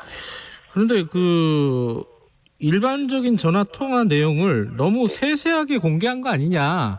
청와대에서 좀 부담스러워한다. 이런 보도들도 있어요. 그러니까 그렇게 부담스러워하는 것처럼 만들고 싶어하는 분들이 그런 의도가 있다. 그런 보도에는. 네. 그리고 또 하나의 아까 이제 그 김두관 의원 같은 경우는 좀 긍정적인 건데 부정적인 측면으로 부각해서 얘기하는 기사를 보면은 지금 검찰 수사 이제 기소가 되셨잖아요. 지금 재판을 받고 있는 분한테 검찰 개혁을 당부하는 거는 좀 적절하지 않은 거 아니냐 이렇게 비판하는 쪽이 있습니다. 여기서는 뭐라고 하시겠어요? 그것도 뭐 비판을 위한 비판이고요. 그런 비판을 하시는 분들한테 이렇게 좀 여쭤보고 싶어요. 그러면 앞으로 모든 분야에서 개혁을 얘기할 사람들은 그 검찰이 그냥 기소만 해놓으면 절대 개혁 얘기를 할 수 없다는 얘기인데 그게 이제 지금 정치 검사들이 하는 검찰 정치가 노리는 바 아니겠습니까? 그런 거에 좀 놀아나지 않으셨으면 좋겠습니다. 그게 검찰이 하는 정치다. 그렇죠. 네. 알겠습니다. 그 얘기는 여기까지 하고요. 네. 원래 근데 당대표 되시면은 다른 당에 쭉 인사도 한번 하고 상견례하고 그러잖아요. 그렇죠. 네. 그건 안 하시더라고요. 좀 미루는 이유가 있나요? 그걸 제가 미루는 게 아니고 예. 당연히 이제 제가 선출된 날부터 예. 프로토콜을 좀 알아봤는데요. 예. 일단 국회의장부터 예방하는 게 순서라고 하더라고요. 아하. 예. 근데 의장께서 일정을 수요일 날 뭐가 다른 사정도 있어서 수요일 날 확정이 돼서 아하. 일정을 잡아서 통보하겠다라고 의장실에서 얘기가 됐었나 봐요. 저희 예. 당직자분들하고. 예. 그런데 의장님이 개인적으로 지금 무슨 병원에 가셔야 되나 그런 일이 있대요. 아하. 그래서 이제 그게 좀 지나고 나면 네. 만났으면 좋겠다 이렇게 연락이 왔어요. 예. 근데 그렇게 어쨌든 의장이 입법부에서는 이제 수장으로 돼 있지 않습니까? 예. 그래서 그런 프로토콜이 있었나 봐요. 예. 그러면 이제 의장 뵙고 각 당 이제 대표들 뵙고 네. 이런 순서이기 때문에 의장님 일정 때문에 그렇습니다. 그렇군요. 이게 지금 최욱 대표께서도 이 정치 여의도 정치는 처음이시잖아요. 네네. 앞으로 이제 뭐 한마디 행동 하나가 다 이런 식으로 기사에서 의미가 부여되고 해석이 되고 막 이럴 텐데 이거 참 불편하시겠습니다. 불편하기도 하고 예. 한편으로는 좀 짜증나기도 하고. 그래요? 어쩌면 이렇게 안 좋은 쪽으로만 해석을 하시려고 하는지. 안 좋은 쪽도 있고 약간 좀 의미 부여를 자꾸 하려고 하는 것 같아요. 네, 뭐라도 의미를 하여튼 만들고 싶어 하시는 것 같아요. 보면. 네. 알겠습니다. 이거는 뭐 아주 간단하게 국회의장의 일정 때문에 약간 연기가 된 거다 이런 말씀이시고. 네. 근데 이제 민주당과의 관계 있잖아요. 네. 왜냐면 이제 선거 때 약간 서로 날이 서 있었어요. 사실 서로는 아니고 민주당에서 열린민주당을 더불어민주당이 열린민주당을 약간 뭐 서자 이런 식으로 표현하기도 하고 이러면서 저희한테 날을 세웠죠. 예, 그 부분 때문에 또 만나시면 조금 불편하지 않으시겠어요? 어떠세요? 아니 저는 불편할 이유가 전혀 없죠. 그래요? 이제 제가 무슨 그쪽에다가 이상한 얘기를 하거나 억지 쓴 적도 없고. 그런데 민주당 입장에서는 네. 선거 때 취했던 스탠스가 있기 때문에. 네네. 그리고 우리 열린민주당 지지자들이 지역에서는 더불어민주당을 지지하셨던 분들이 많을 거 아니에요. 네. 그럼 어쨌거나 그 입장에 대해서 설명하셔야 될 텐데. 네. 더불어민주당이 뭐 그것 때문에 좀 입장이 껄끄러우실 수 있을지는 몰라도 네. 저희는 뭐 그런 상황이 전혀 아니고요. 네. 그리고 더불어민주당이 어떤 생각을 하고 있는지는 제가 또 알 수가 없으니까 그냥 그거는 그야말로 또 앞에 말씀하신 것처럼 정치권에서 이제 벌어지고 있는 늘상 있는 해석이나 의미부여 뭐 이런 차원 외에는 좀 지나친 추측은 안 했으면 좋겠습니다. 네, 최욱 당대표께서 열린민주당의 앞으로 역할은 등대 정당, 뭐 쇄빙선 뭐 이런 얘기를 하셨습니다. 이게 어떤 의미인지 좀 말씀해 주시죠. 네, 그 말 자체로 뭐 짐작을 하시겠습니다만은 저희가 의원 3명 있는 정당이고요. 네. 그리고 후보들로 국민들께서 추천하고 뽑아주셨던 분들이 지금도 앞으로 당이 나아갈 바나 또 당이 취해야 될 입장이나 정책에 있어서 전문성을 갖고 참여하겠다라고 다들 말씀을 하고 계십니다. 네. 그래서 저희가 모든 분야를 다 아울러서 뭐 개혁을 선도하고 어젠다를 던지고 이럴 수는 없겠지만 국민들께서 가장 염원하시는 바에 그 목표를 설정하고 또 그 지점을 비추는 또 다른 정당들이 그 빛을 따라서 함께 항해할 수 있는 그런 선도적인 역할을 할 수 있었으면 좋겠다라는 말씀을 드린 거고요. 네. 쇄빙선 정당이라는 거는 일단 그 민주당이라는 큰 정당이 어떤 개혁의 완수라는 목표를 향해서 나갈 때 그 큰 선단의 앞을 가로막는 뭐 얼음이 있을 수 있으니 뭐 그런 것들을 좀 앞장서서 몸이 가벼운 저희가 깨뜨려 나가는 역할을 할 수 있으면 좋겠다. 그런 길잡이가 됐으면 좋겠다. 그런 뜻입니다. 네. 앞에서 선도하겠다 이런 게 결국은 이제 검찰개혁, 언론개혁 요걸 말씀하시는 건가요? 뭐 꼭 그런 것만은 아닙니다. 개혁 과제는 현재 시점에서 저희가 보기에 국민들이 선거 과정을 통해서 저희한테 보내주신 그 뜻을 살피다 보면 그 필요성을 많이 절감하시는 것 같아서 말씀을 드리는 거고요. 다른 부분에서도 저희가 먼저 문제를 제기하고 할 필요가 있다면 계속 그 역할을 마다하지 않겠습니다. 예. 그런데 당장 이제 국회에서 역할을 하려면은 각 상임위로 배정이 되고 원구성을 해야 될 텐데 지금 당장에 최강욱 대표 같은 경우에는 법사위 이게 좀 어렵지 않겠느냐. 아까 말씀하신 뭐 언론에 또 이것도 의미부여고 해석일 수도 있지만은 이제 민주당 쪽에서 그런 얘기들이 나오는가 봐요. 이 지금 기소가 돼 있는 분을 이 법사위로 하는 게 과연 적절한가? 뭐 이런 얘기들이 나오는가 봐요. 어떻게 생각하십니까? 그런 얘기들은? 글쎄 민주당에서 그런 얘기가 나오는 게 본인들이 그렇게 생각하기보다는 아무래도 저 미통당 쪽에서 그런 식으로 딴지를 걸지 않겠냐라는 우려에서 비롯된 면이 있을 것 같고요. 그리고 뭐 저도 우리 저기 더불어민주당의 후보로 지역에서 당선되신 분들 가운데 본인 스스로 이제 검찰개혁이나 사법개혁을 표방하고 당선되신 분들이 꽤 많잖아요. 그러니까 그런 분들에 대한 배치 이런 걸 고민하는 가운데 과연 지금 비교섭단체에다가 그 의석을 나눌 양보할 여력이 있느냐 뭐 이런 차원에서 얘기됐을 것 같은데 혹여라도 이제 다른 어떤 정치적인 판단이나 전략 때문에 제가 법사위에 들어가는 거는 좀 맞지 않다라는 의견이 있을까 봐 좀 걱정합니다. 그런데 한 번도 제가 공식적으로 들은 적은 없고 기자님처럼 저도 떠도는 얘기로 들었기 때문에 이게 이제 과연 민주당 의견인지 어느 정도 그 내부적으로 발언권이 있는 사람의 얘기인지 또 뭐 저쪽과의 관계에서 만들어진 그러니까 전략적으로 하는 얘기인지 뭐 이런 것들은 좀 더 봐야 될 것 같습니다. 최강욱 대표께서는 당연히 지금까지 뭐 검찰 개혁을 주창해 왔으니까 법사위에 가는 걸 희망하실 테고 그죠?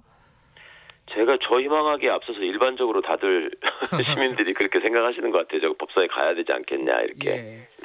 법사위원장까지 그거는 뭐 지금 쉽지 않을 것 같고. 관행상에 어렵겠죠. 근데 지금까지 이제 전례를 보면요, 이 소수 정당 같은 경우에는 이 상임위 배정이 뜻대로 안 되는 경우가 굉장히 많았어요, 사실. 그래서 갈등들이 있었고 뭐 국회 내에서 시위하고 이런 모습도 연출이 되고 했습니다, 사실. 뭐 이건 좀 만약이지만은 혹시 배제되거나 이럴 경우에는 어떤 대책이라든지 방향이 있습니까? 글쎄요, 이제 저희한테 그런 걱정을 해주시는 분들이 진짜 있었어요. 그 지난 국회 시작할 적에 우리 최혜선 의원이셨죠. 그 이제 방송 정책이나 이런 분야에 전문성이 있는 분인데 외통인가 뭐 그쪽으로 배치하는 바람에 문방위를 안 보낸 거죠. 그렇죠. 그래서 농성도 하시고 그런 거 봤는데 글쎄 뭐 그런 일이 벌어지지 않을 거라고 저는 기대하고요. 그리고 그때가 되면 그래도 저도 당 대표인데 뭔가 그 생각을 해서 잘 배려하시지 않을까 생각합니다. 일단은 뭐 그 다음 거는 그 다음에 생각하고 법사위로 배정이 될 것을 희망하신다 이런 말씀이시고 지금 열린민주당은 이제 세 분이잖아요. 의석이 세 석인데 다른 분들은 어떤데 지금 희망을 하고 있습니까? 뭐 그분들 전문성을 생각하시면 당연히 떠오르시지 않습니까? 우리 김진애 의원은 국토위를 희망하실 것 같고요. 우리 또 강민정 의원은 교육위를 희망하실 것 같습니다. 자, 법사위 얘기가 나와서 이거 여쭤보겠는데 사실 김태년 원내대표 더불어민주당이요. 원내대표 같은 경우에 법사위를 좀 개혁을 하자, 바꾸자라고 공약으로도 얘기했고 지금 추진하겠다는 겁니다. 그게 체계작구 심사권을 폐지하겠다는 건데, 요 부분은 최강욱 대표께서는 어떻게 보십니까?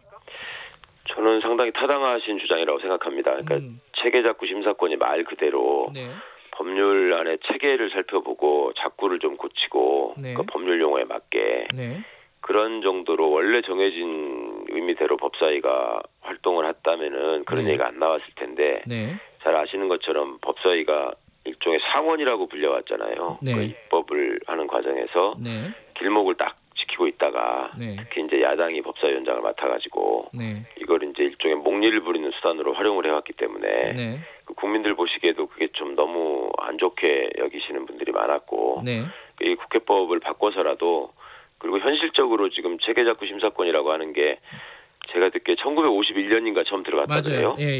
그때는 이제 법률가도 별로 많지 않았고 우리나라의 어떤 리걸 마인드도 정착되기 전이기 때문에 그런 필요가 있었는지 모르겠지만 지금 그때가 언제입니까? 벌써 이제 70년 전인데 이제 현재는 좀 그런 어떤 역량들이 다 축적이 돼 있고 각 상임위별로 또 전문위원이나 입법조사관 제도들이 다 완비가 돼 있어서 네.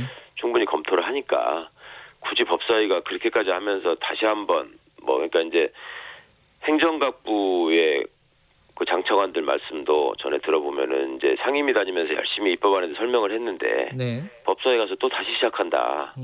이게 이제 상당히 낭비인 것 같더라고요. 네.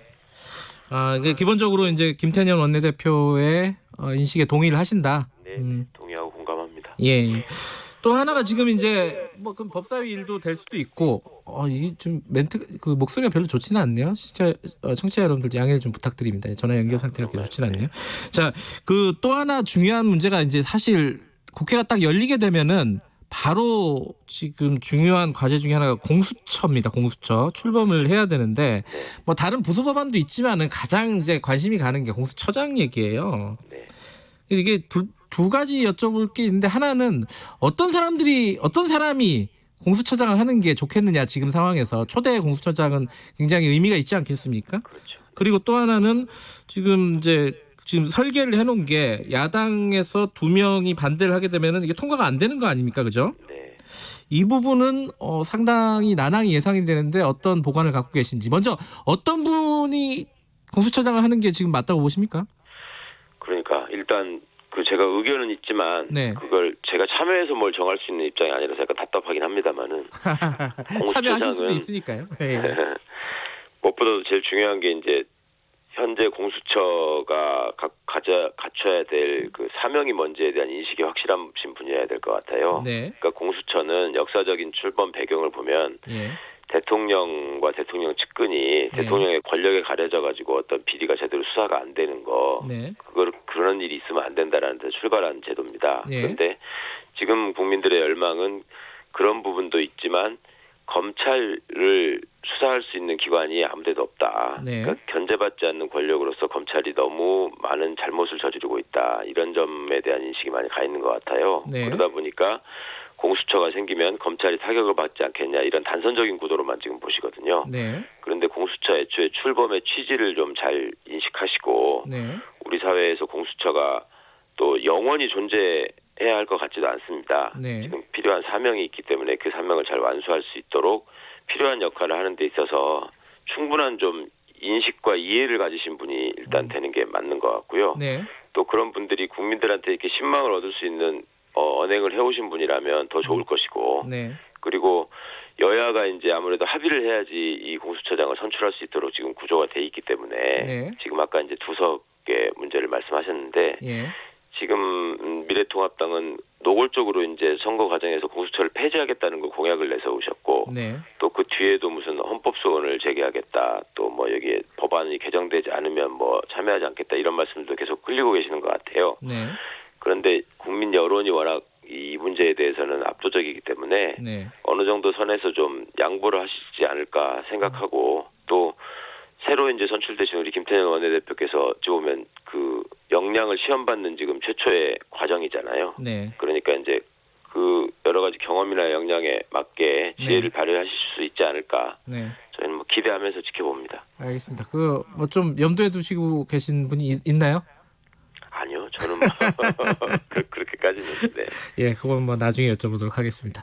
자, 오늘 여기까지 드려야겠네요. 고맙습니다. 네, 감사합니다. 네, 열린민주당 최강욱 대표였습니다. 정민지님이 강력하게 개혁에 앞장서기를 기대합니다. 뭐 이렇게 보내셨고요. 많은 분들이 세빙선 역할 해달라는 문자들 보내고 계십니다. 공정하고 깊이 있게 오늘 하루 이슈의 중심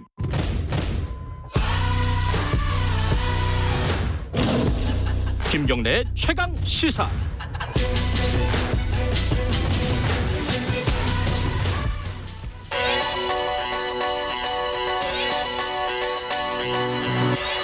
최강 시사 윤태곤의 눈.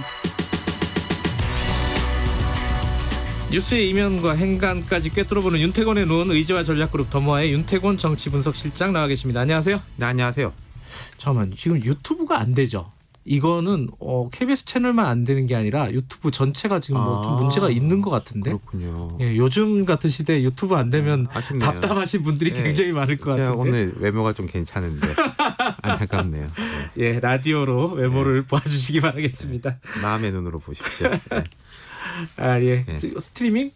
스트리밍만 되고, 예. 알겠습니다. 자, 오늘 얘기는 아까 열린민주당하고 통화를 했었는데, 열린민주당은 아니고 각 당의 각 거대 정당의 위성 정당들이 그렇죠. 하나씩 있었잖아요. 그 정리가 지금 되는 분위기죠. 그렇죠. 이제 자매 정당인지 형제 정당인지 어쨌든 정리가 되는데 민주당하고 더불어시민당은 그저께 합당 절차를 완료했습니다. 네. 민주당이에요. 177석의 거대 민주당이고 그리고 이제 미래한국당 쪽에서 뭐 애매한 소리들이 조금씩 나왔는데 어제 통합당 주호영 원내대표하고 한국당 원유철 원내대표가 국회에서 합동 기자회견을 열고 합친다 선언했어요.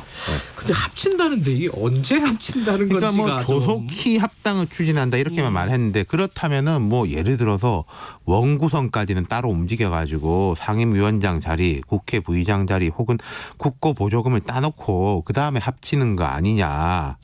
저는 그런 가능성은 매우 낮다고 봐요. 뭐 일부 인사들이 그런 이야기를 하는 경우가 있는데 뭐 두 가지 이유인데요. 일단 미래한국당 당선자들의 대다수가 빨리 합당해가지고 통합당 울타리에서 안정적으로 의정 활동을 하고 싶어 하는 거죠. 따로 있는 것보다 또 거기는 다 초선이지 않습니까? 그렇죠.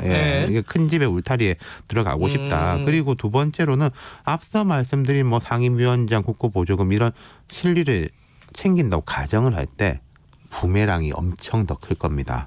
예컨대 지금 이제 보수 정당이 지지율도 높고 충성도도 높아가지고 약간 기스가 가더라도 감당할 수 있다.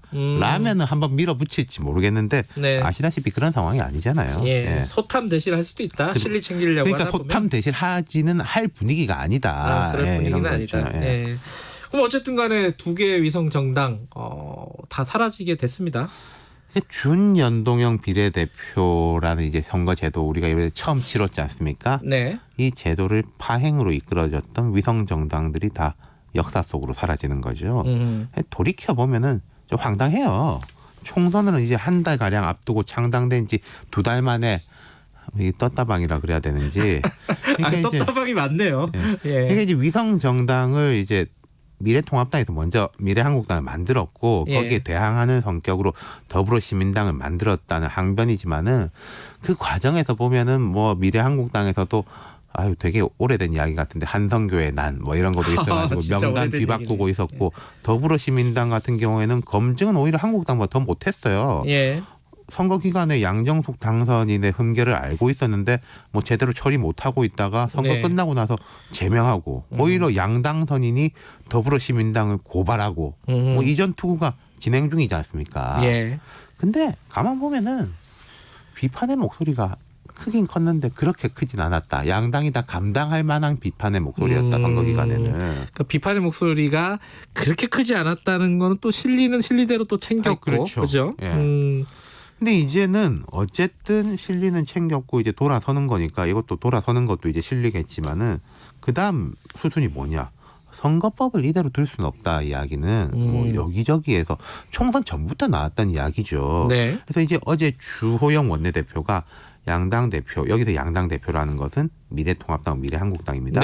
양당 대표는 여야 합의 없이 4+1 협의체가 일방적으로 통과시켰던 준연동형 비례제 폐해를 지난 총선을 통해 확인한 만큼 20대 국회 회기 내에 폐지시켜야 한다는데 인식을 같이 하고 공동의 노력을 하기로 했다. 이렇게 밝혔어요. 그럼 이거는 추진하겠다는 건데 제 말의 뉘앙스를 볼 때 안 되면은 뭐 우리도 합당 무효다 이런 식까지는 아닌 것 같아요. 말의 뉘앙스 노력한다 뭐 이런 정도니까. 노력한다. 이게 주 대표 쪽에서 얘기를 하는 거고 여당 쪽에서는 뭐라고 하는 겁니까? 자, 민주당은 지금 선거법 개정에 대해서 통합당만큼 명료한 입장을 밝히진 않고 있는데 개별적으로 인터뷰 같은 데 나오신 분들도 다 그런 이야기를 했어요. 이대로는 안 되는 거 아닙니까? 어쨌든 방향이 조금 다를 수는 있겠지만 어쨌든 지금 뭐 손은 봐야 된다. 결국 그리고 또 소수 정당이 굉장히 유리했을 거라고 생각했던 선거 제도였잖아요. 그중에 이제 정의당이 있는데 이제 배진교 정의당 신임 원내대표는 이런 말을 했습니다. 2022년 지방선거 전까지는 개정했으면 한다. 개정 원칙은 위성정당의 국회 진입을 막고 연동형 비례대표제의 취지, 즉 민심 그대로의 국회가 완성되는 방향으로 논의해야 한다는 점이다. 단순히 문구나 단어 하나 바꿀 게 아니라 취지를 온전히 살려야 한다. 이렇게 말했어요. 네. 더 강화해야 된다 이런 얘기죠? 그런 거겠죠. 그러니까 네. 준연동형 비례를 연동형 비례로 하고 그다음 위성정당 같은 건 좀 원천 봉쇄하는 쪽으로 법 개정해야 된다. 완전 연동형. 뭐 이런 예. 쪽인 것 같은데 통합당은 아직 명확한 대안을 제시하고 있진 않아요. 이대로는 안 된다라는 쪽인데 근데 이게 통합당도 보면은 좀 영남권하고 수도권하고 분위기가 다릅니다. 영남권은 좀 과거 회기 쪽이고 정의당은 더 원칙적으로 바꾸자는 쪽이고 민주당은 공식적인 입장이 없는데 의원들 분위기는 아무래도 좀 과거 회기 쪽일 것 같아요. 그래요. 민주당에. 이게 이제 다 각각 방향이 이렇게 되면은 잘 어려운 거 아니에요? 이걸 모으기가? 그러니까 이게 정의당이나 애초에 준연동형 비례대표제를 추동했던 시민사회는 뜻이 같을 겁니다. 그렇겠죠. 근데 이제 그때는 앞서서 말했지만 4+1이라는 이제 정치적 전략을 통해서 돌파했는데 그때하고는 또 환경이 달라진 게 있는 거죠. 근데 사실은 뭐 국회에서 이걸 처리해야 되는 부분이기 때문에 네. 의석수 많이 가진 당이 어떤 입장을 가지냐가 중요한 거 아니겠습니까? 그리고 이제 여론이 어떤 거냐. 네. 여론이 싸늘해진 건 맞아요. 분명히. 그렇죠. 맞아요. 근데 이제 지금 거대 양당의 입장이 관건인데 이런 면이 있을 거예요. 자, 이번 총선에서 민주당 대 통합당 표 차이가 8%포인트 정도입니다. 아, 득표율로만 보면요. 그렇죠. 예. 근데 지역구 의석은 거의 2배 차이가 났잖아요. 그렇죠.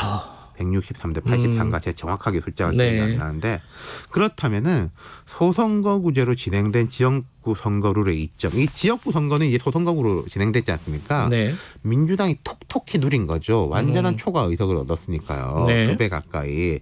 지난 총선 때도 사실 그랬고 그렇다면은 지난번에 새누리당, 이번에 통합당은 득표보다 작은 의석을 2번 연속으로 얻었어요. 과거에는 이 보수정당 계열이 초과 의석을 이제 항상 얻어왔는데 그게 민주당으로 고스란히 넘어갔고 뒤집어졌군요. 네. 그러면 이제 소선거구제를 고수했을 때 손익이 정반대가 된 지가 4년 이제 5년이고 이제 한 번 더 이제 임기가 남았으니까 8년간 이 손익이 거꾸로 간다.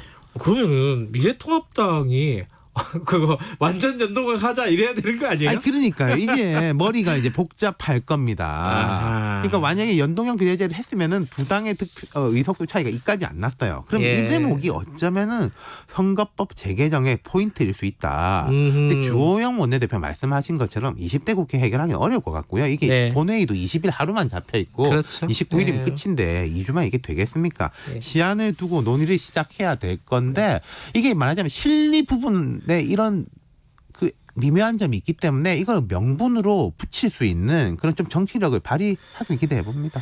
예, 참 세상에 쉬운 게 없네. 계속 그러니까요. 변하네요. 네. 여기까지 듣겠습니다. 고맙습니다. 감사합니다. 윤태곤의 눈이었습니다. 김경래 최강시사 2분 여기까지고요. 잠시 후 3부에서 뵙겠습니다. 일부 지역국에서는 28분에 끝나는 줄 알고 제가 서둘러서 막 얘기를 하고 있었는데 네. 29분에 끝나네요. 아니 그러니까 네. 이 실위계면에서 치면은 민주당이 약간 생각이 다를 수가 있어요. 말하자면은 그리고 이 다음에 4년 후 선거는 그럼 또 누구에게 유리할 것인가, 어떤 룰로 될 것인가. 4년 후라는 게 우리가 생각해 보면 자 2022년인데 2024년이죠. 2022년에 대선이 있지 않습니까? 네. 정권 재창출이 될지 정권 교체가 될지 그 이후의 선거란 말이죠. 네. 그렇다면은 이건 대선 이후에 아마도 물살을 탈 가능성이 높은데 제가 하나 건의드리고 싶은 거는 대선 이후 우리가 누가 유리할지 불리할지 모를 때 룰을 짜자. 그때 되면은 유불리가 너무 확고하게 되니까 네. 이게 게임의 룰이 잘 안 짜질 거예요. 항상 막판에 하는 게 습관이 됐기 때문에 네, 쉽지는 않을 겁니다. 네, 그러니까요. 예. 여기까지 듣죠. 윤태곤 실장님 고맙습니다. 1분을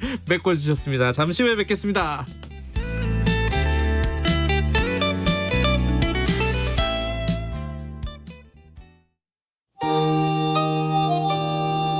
시사에도 의리가 있다. 강호의 의리가 땅에 떨어졌다. 소신으로 승부한다. 월요일부터 금요일까지 평일 낮 12시 20분 대한민국 유일의 점심시사 토크쇼 시사계의 주윤발 오태훈의 시사본부. 점심까지만 기다린다.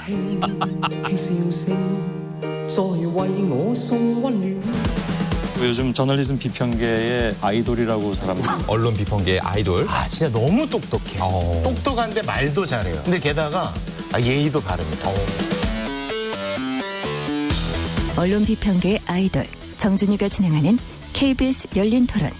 평일 저녁 7시 20분. 많은 청취 바랍니다.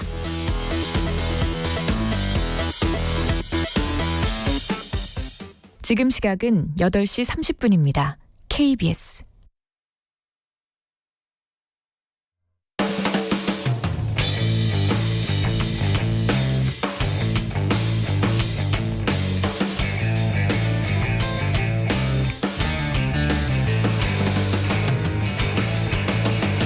김경래의 최강 시사.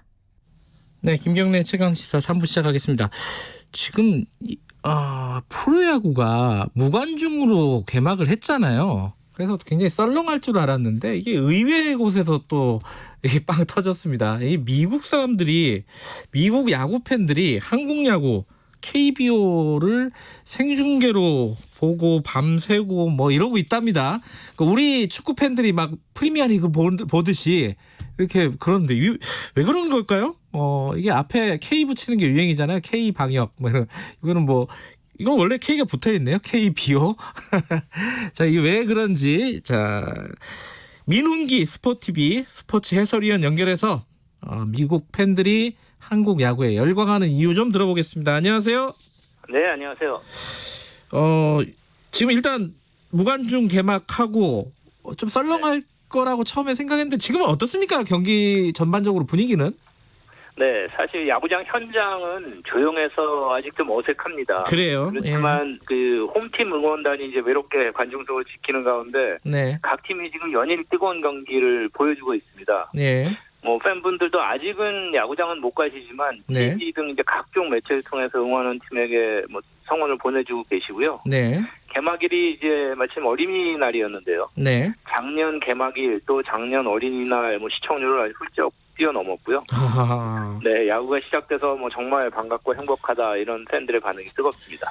역시 관중은 무관중이지만은 중계나 이런 것들은 많이들 보시는군요. 네네. 아까 제가 잠깐 저도 기사에서 몇 번 읽었어요. 미국 사람들이 막 밤새고 출근하고 네. 한국 야구 본다고요. 시차가 안 맞으니까. 네. 이게 진짜 그래요? 많이들 그렇습니까? 아니면 좀 과장된 건가요? 한국 언론들이 어떻습니까? 실제로 그런 현상들이 많이 일어나고 있는데요. 그래요?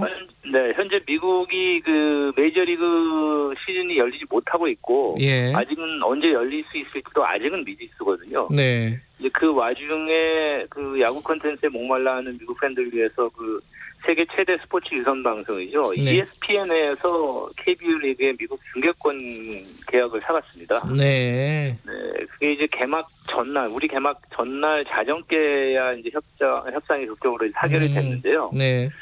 그런데 미국에서도 사실 ESPN도 당초에는 ESPN2라는 다른 그 자매 채널에서 중계할 예정이었다가 개막전 삼성 NC전을 메인 채널인 ESPN에서 중계를 했는데 네. 그 반응이 의외로 상당히 뜨거웠습니다. 오, 그 뜨겁다는 게 뭘 보면 네. 조금 알 수가 있을까요? 구체적인 시청률 이런 부분은 나오고 있지는 않지만요. 지금 일단 시차를 보면 네. 우리 개막전이 미국 동부 시간으로는 새벽 1시였고요. 예. 그리고 이제 우리 저녁 경기가 열리는 것이 미국 동부 시간 이른 아침 5시 30분입니다. 네. 근데 그 시간에도 그 미국 야구 팬들이 잠을 깨서 KBO 리그 야구를 보고 있고, 예. 일부 미국 보도를 보면 미국 메이저리그 야구 경기에 약 30% 정도의 팬들이 시청을 했다.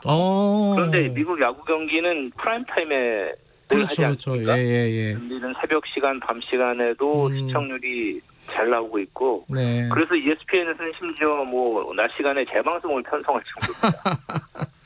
SNS에서도 미국 사람들이 글 같은 걸 많이 올리고 난린가 봐요. 네. 그런데 한 가지 이게 야구 전문가시니까 저는 이게 미국이 야구의 본고장 아닙니까? 본고장. 네. 그래갖고 이제 미국 사람들이 한국 야구를 좀 얕보지 않을까 이런 생각도 언뜻 들었거든요. 야구의 어떤 수준이라든가 경기 수준 이런 것들 어때요? 죄송합니다. 예. 뭐 아무래도 그런 그 의구심도 저도 들고 많이 들었는데요. 그 사람들이 왜 도대체 한국 야구에 이 밤을 샐 정도까지 새벽에까지 일어나서 야구를 보느냐 뭐 이런 반응이나 의구심이 있는데 사실 미국에서 야구는 내셔널 패스타임, 즉 뭐 전 국민의 오락이라고 불릴 정도잖아요. 네.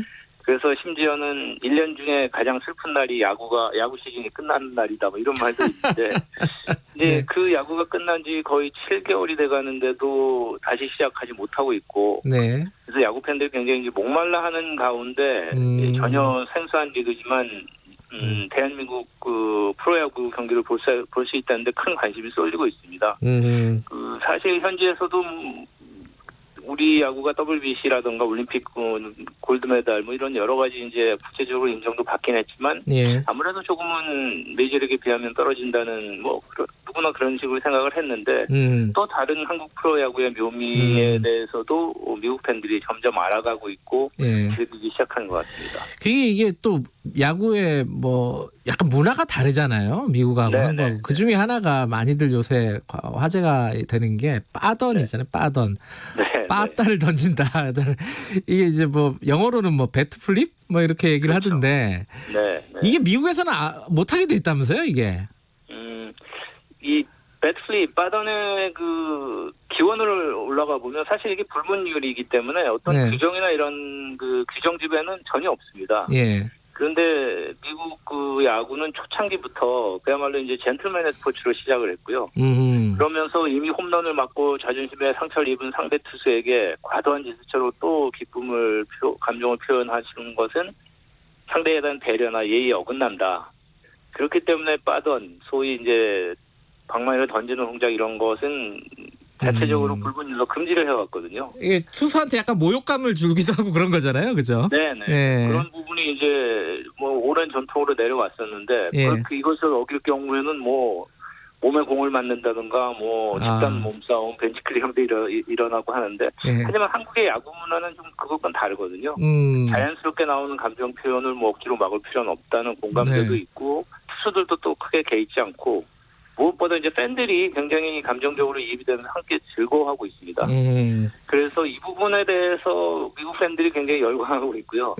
또한 사실은 미국에서도 투수들은 결정적인 삼진 잡고 감정 표시하는데 왜 타자는 안 되느냐 이런 논쟁도 꽤 있어 왔습니다. 그래서 앞으로 이 KBO 리그 빠던이 이제 계속 노출되면서 미국 뭐 젊은 층을 중심으로 미국의 배트슬립 문화도 바뀔 것이다 이런 예상까지 나오고 있습니다. 그럴 것 같아요. 뭐 좀 익숙해져. 야, 저거 좀 멋있어 보인다. 이러면은 자기들도 하지 않을까요, 그죠? 그리고 딱 하나 궁금한 게 대만도 야구 시즌 열렸잖아요, 지금. 그렇죠. 대만 프로야구는 미국 사람들은 별로 또 열광하지는 않는 모양이에요, 그죠? 아무래도 이제 규모나 수준에서 좀 차이가 있고요. 대만은 네 팀이 벌이는 리그고 수준도 국내 프로야구보다 좀 더 떨어지고 또 과거에 도박 연루 사건 이런 것 때문에 리그가 아예 중단되는 등 이미지가 썩 좋은 편은 아닙니다. 반면에 KBO 리그는 대한민국 프로야구는 올림픽 전승 금메달도 있었고 뭐 WBC 준우승 이렇게 국제적 위상이 있기 때문에 어느 정도 인정도 받고 관심도 높습니다. 그렇군요. 자, 이 세상 일 참 모를 일입니다. 또 코로나19 때문에 한국 야구가 또 미국에 이렇게 또 알려지게 될 줄은. 자, 오늘 여기까지 듣겠습니다. 고맙습니다. 네, 고맙습니다. 민훈기 스포티비 스포츠 해설위원이었습니다. 지금 시각은 8시 38분입니다. 이 시각 교통정보입니다. 빗길 곡선 구간을 지나실 땐 더욱더 조심하셔야겠는데요. 서울 외곽고속도로 판교에서 구리 쪽 퇴계원 진출로에서 사고가 있었기 때문에 정체가 되고 있고요. 경부고속도로 서울 방향 금토 분기점 진입로 2차로와 갓길에서도 화물차 사고 처리 중입니다. 현재 정체는 사고 지점부터 반포까지 12km 구간입니다. 이전 기흥에서 수원, 또 신갈 분기점에서 죽전 쪽으로도 막히고요. 서울 시내도 긴 구간 어려워서 올림픽대로 공항 쪽 강동대교 이전부터 한강대교 쪽으로, 반대 잠실 방면은 행주대교에서 성산대교, 또 여의 하류부터 영동대교 쪽으로 막히고 있습니다. KBS 교통정보센터였습니다.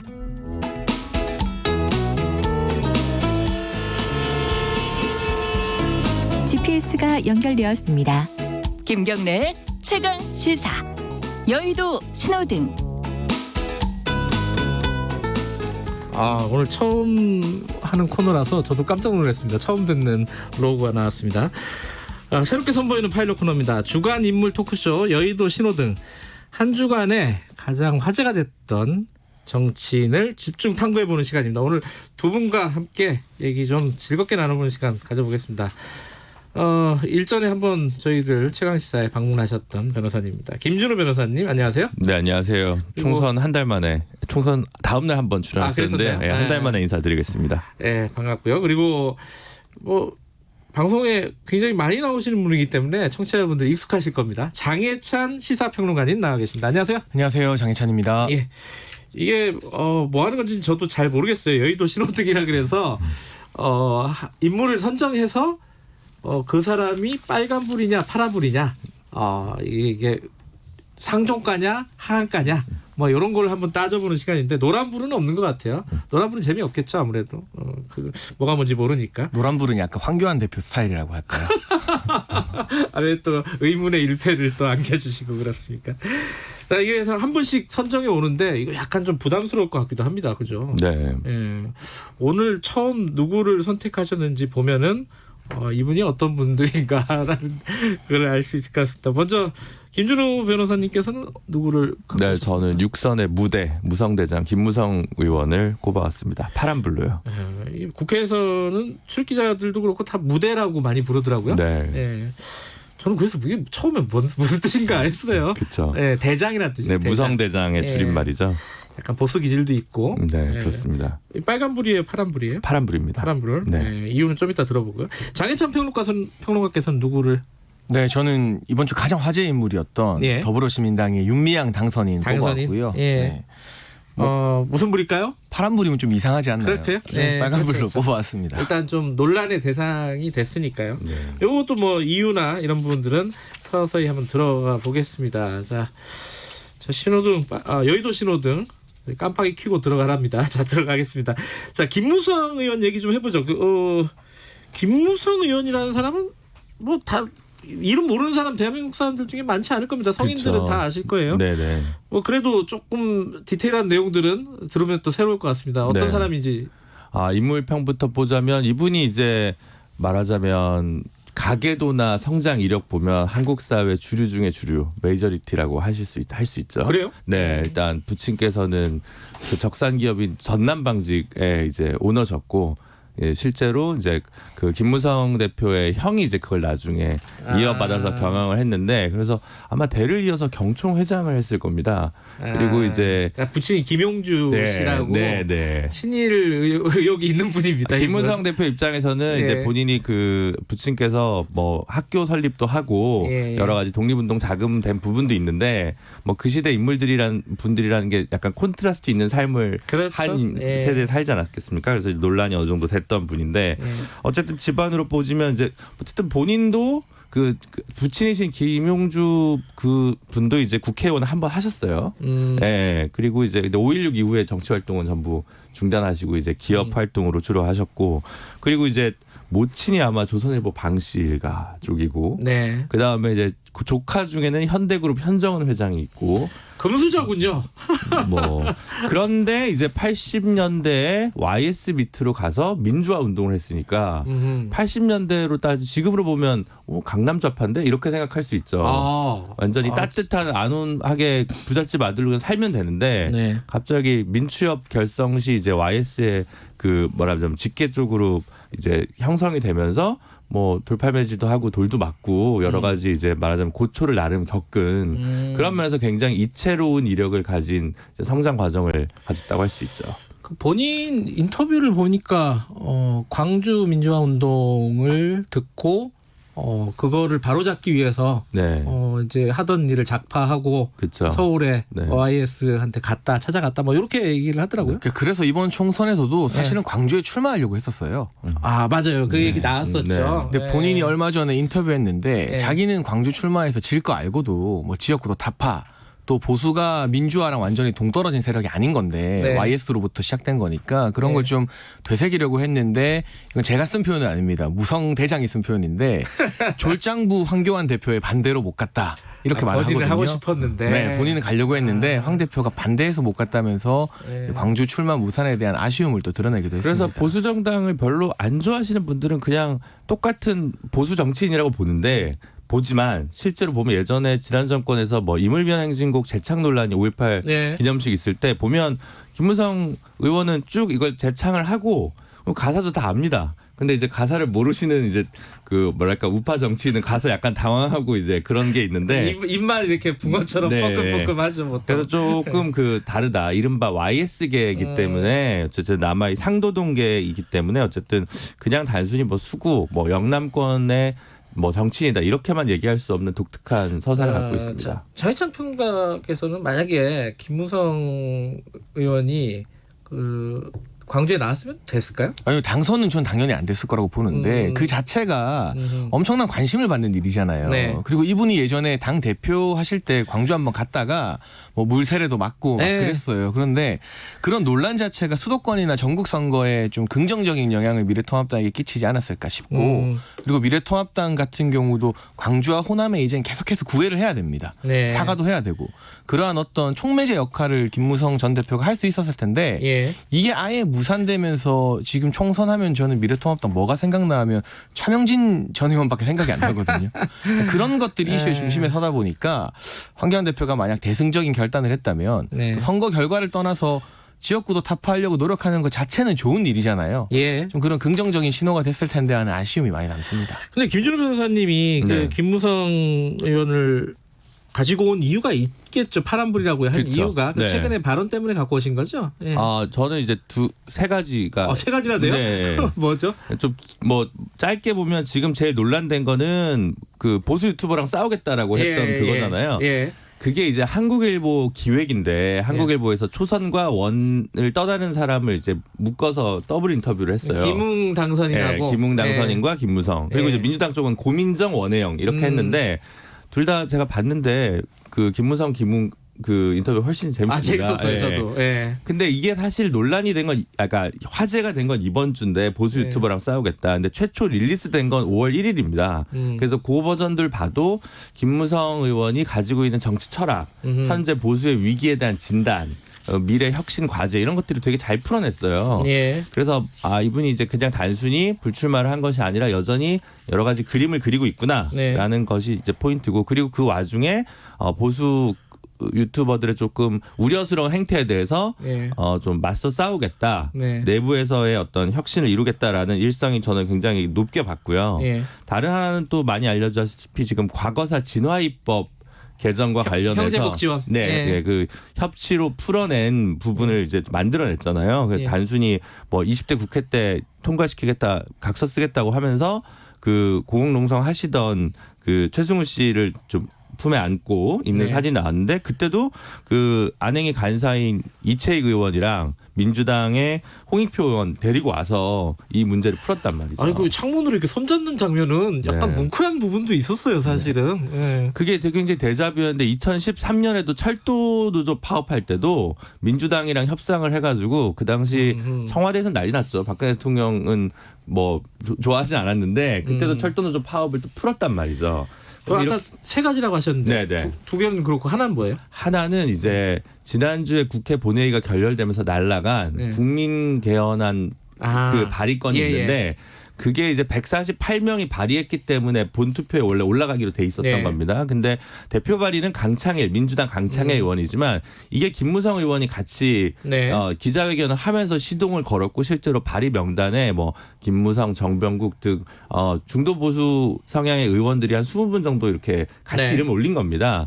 그 부분도 어떻게 보면 뭐 당리당략보다는 조금 큰 틀에서의 정치와 고민을 국회 내에서 풀어나는 것에 대해서 김무성 대표가 여전히 감각과 뭐 집행 의지를 갖고 있다. 이런 걸 조망했을 때 여전히 김무성은 파란불이다. 뭐 이렇게. 장희천 평론가님, 대선에 나올까요? 저는 대선에 나올 확률은 대단히 낮다고 보고요. 아, 낮습니까? 근데 그냥 정치 은퇴하는 건 아닙니다. 이제 마포에 사무실 연다고 하는데 네. 거기에 이번에 불출마한 뭐 과거의 측근이었지 김성태 의원 같은 경우도 그 사무실 같이 쓸 거라고 하고 이른바 비박계로 분류된 의원들이 그 마포 사무실 같이 사용한다고 해요. 아마 네. 원외에서 뭐 싱크탱크나 포럼 같은 조직 구성해서 킹메이커 역할을 하고 싶어하는 게 아닐까. 본인이 사실 대선 후보가 안 된다는 건 사석에서는 많이 했거든요. 그래요. 그 박근혜 전 정부 당시에 너무 심한 견제받으면서 완전히 뭐 낙동강 오리알 신세가 되기도 했었고 그래서 킹메이커 역할 정도의 욕심을 내고 있는 것으로 보여집니다. 부산시장은 어때요? 그러니까 그거 제가 에피소드가 이제 제가 어제 이거 방송 때문에 네. 의욕이 넘쳐서 네. 취재를 하려고. 아, 취재하셨구나. 네. 그 미래통합당, 미래한국당 쪽에 친한 보좌관 하는 네. 친구가 있어서 전화를 해서 무대 근황을 살피는데 갑자기 이러더니 바꿔줄게. 옆에 김무성 의원 보좌관 분이 전화를 받으시는 거예요. 예. 그럼 무슨 뭐 아무것도 얻어낼 수 없지 않습니까? 좋은 말하고 그러네. 이제. 예. 그래서 말았는데 어쨌든 들은 얘기는 그 김성태, 김학용 의원 등과 함께 사무실을 꾸리는 걸 넘어서 그 굉장히 좀 많은 분들을 전현직 많은 분들을 지금 모아서 어떤 포럼을 구상하고 있는 건 분명해 보이더라고요. 예, 흔히들 하는 말로 킹메이커 역할을 할 수도 있겠다 이런 생각은 들고요. 시간이 많이 됐네요. 자, 바로 넘어가죠. 윤미향 당선인 갖고 오셨는데 장희천 평론가님 빨간불 뭐 이유는 뭐 다들 아실 것 같은데 이 윤미향 당선인은 그 정의연 활동 요거 말고 또 다른 게 있나요? 우선은 가장 두드러진 이력은 제가 한번 찾아보니까 예. 본인도 30년 동안 이 위안부 할머니들을 위해서 그러니까요. 일했다고 말하고 평생을 있잖아요. 일을 해온 분인데 그러니까 시작점이 1992년입니다. 예. 그 진짜 거의 30년 전부터 그때 한국 정신대 문제 대책협의회 간사를 시작으로 정대협이라고 많이 했던. 그렇죠. 예. 이름이 이제 바뀌었죠. 지금은 정의연으로. 예. 뭐 사무국장도 하셨고요. 한국 여성재단의 사무처장으로도 계셨고 또 전쟁과 여성 인권 박물관 관장도 역임을 하셨었습니다. 네. 2005년부터 이제 한국 정신대 문제 대책협의회 상임 대표가 되면서 대외적으로 이름을 많이 알리게 되셨던 건데 네. 여성 문제, 뭐 인권 문제 그리고 특히 위안부 문제에 있어서 30여 년 동안 한 자리를 지키면서 활동해온 분은 맞는 것 같아요. 그래서 이분이 그러한 평가를 바탕으로 이번에 더불어시민당 비례대표 당선권 배정을 받았고 네. 이제 국회의원이 되시는 거잖아요. 네. 그런데 빨간불을 들고 나온 게 의정활동하기 전에 여러 논란이 불거졌는데 이 논란이 사실 이를테면 우리가 말하는 보수 언론에서 먼저 제기한 논란이었다면 이게 뭐 진영 논리로 구성이 돼서 뭐 보수 대 진보의 싸움으로 가면 본인에게는 큰 타격이 없을 수 있거든요. 네. 늘 싸우잖아요, 사실은. 그렇죠. 그런데 이 논란이 이용수 할머니라는 그 할머니 내부자 입에서 나온 거죠. 할머니 입에서 처음으로 나왔기 때문에 아무래도 그 부분이 이 윤미향 당선인이 앞으로 의정 활동하는 데 있어서 상당히 빨간불로 받아들여지지 않을까 싶어서 골라왔습니다. 어떻게 보세요? 근데 이제 이용수 여성인권 운동가님의 그 발화로 시작된 건 맞고 예.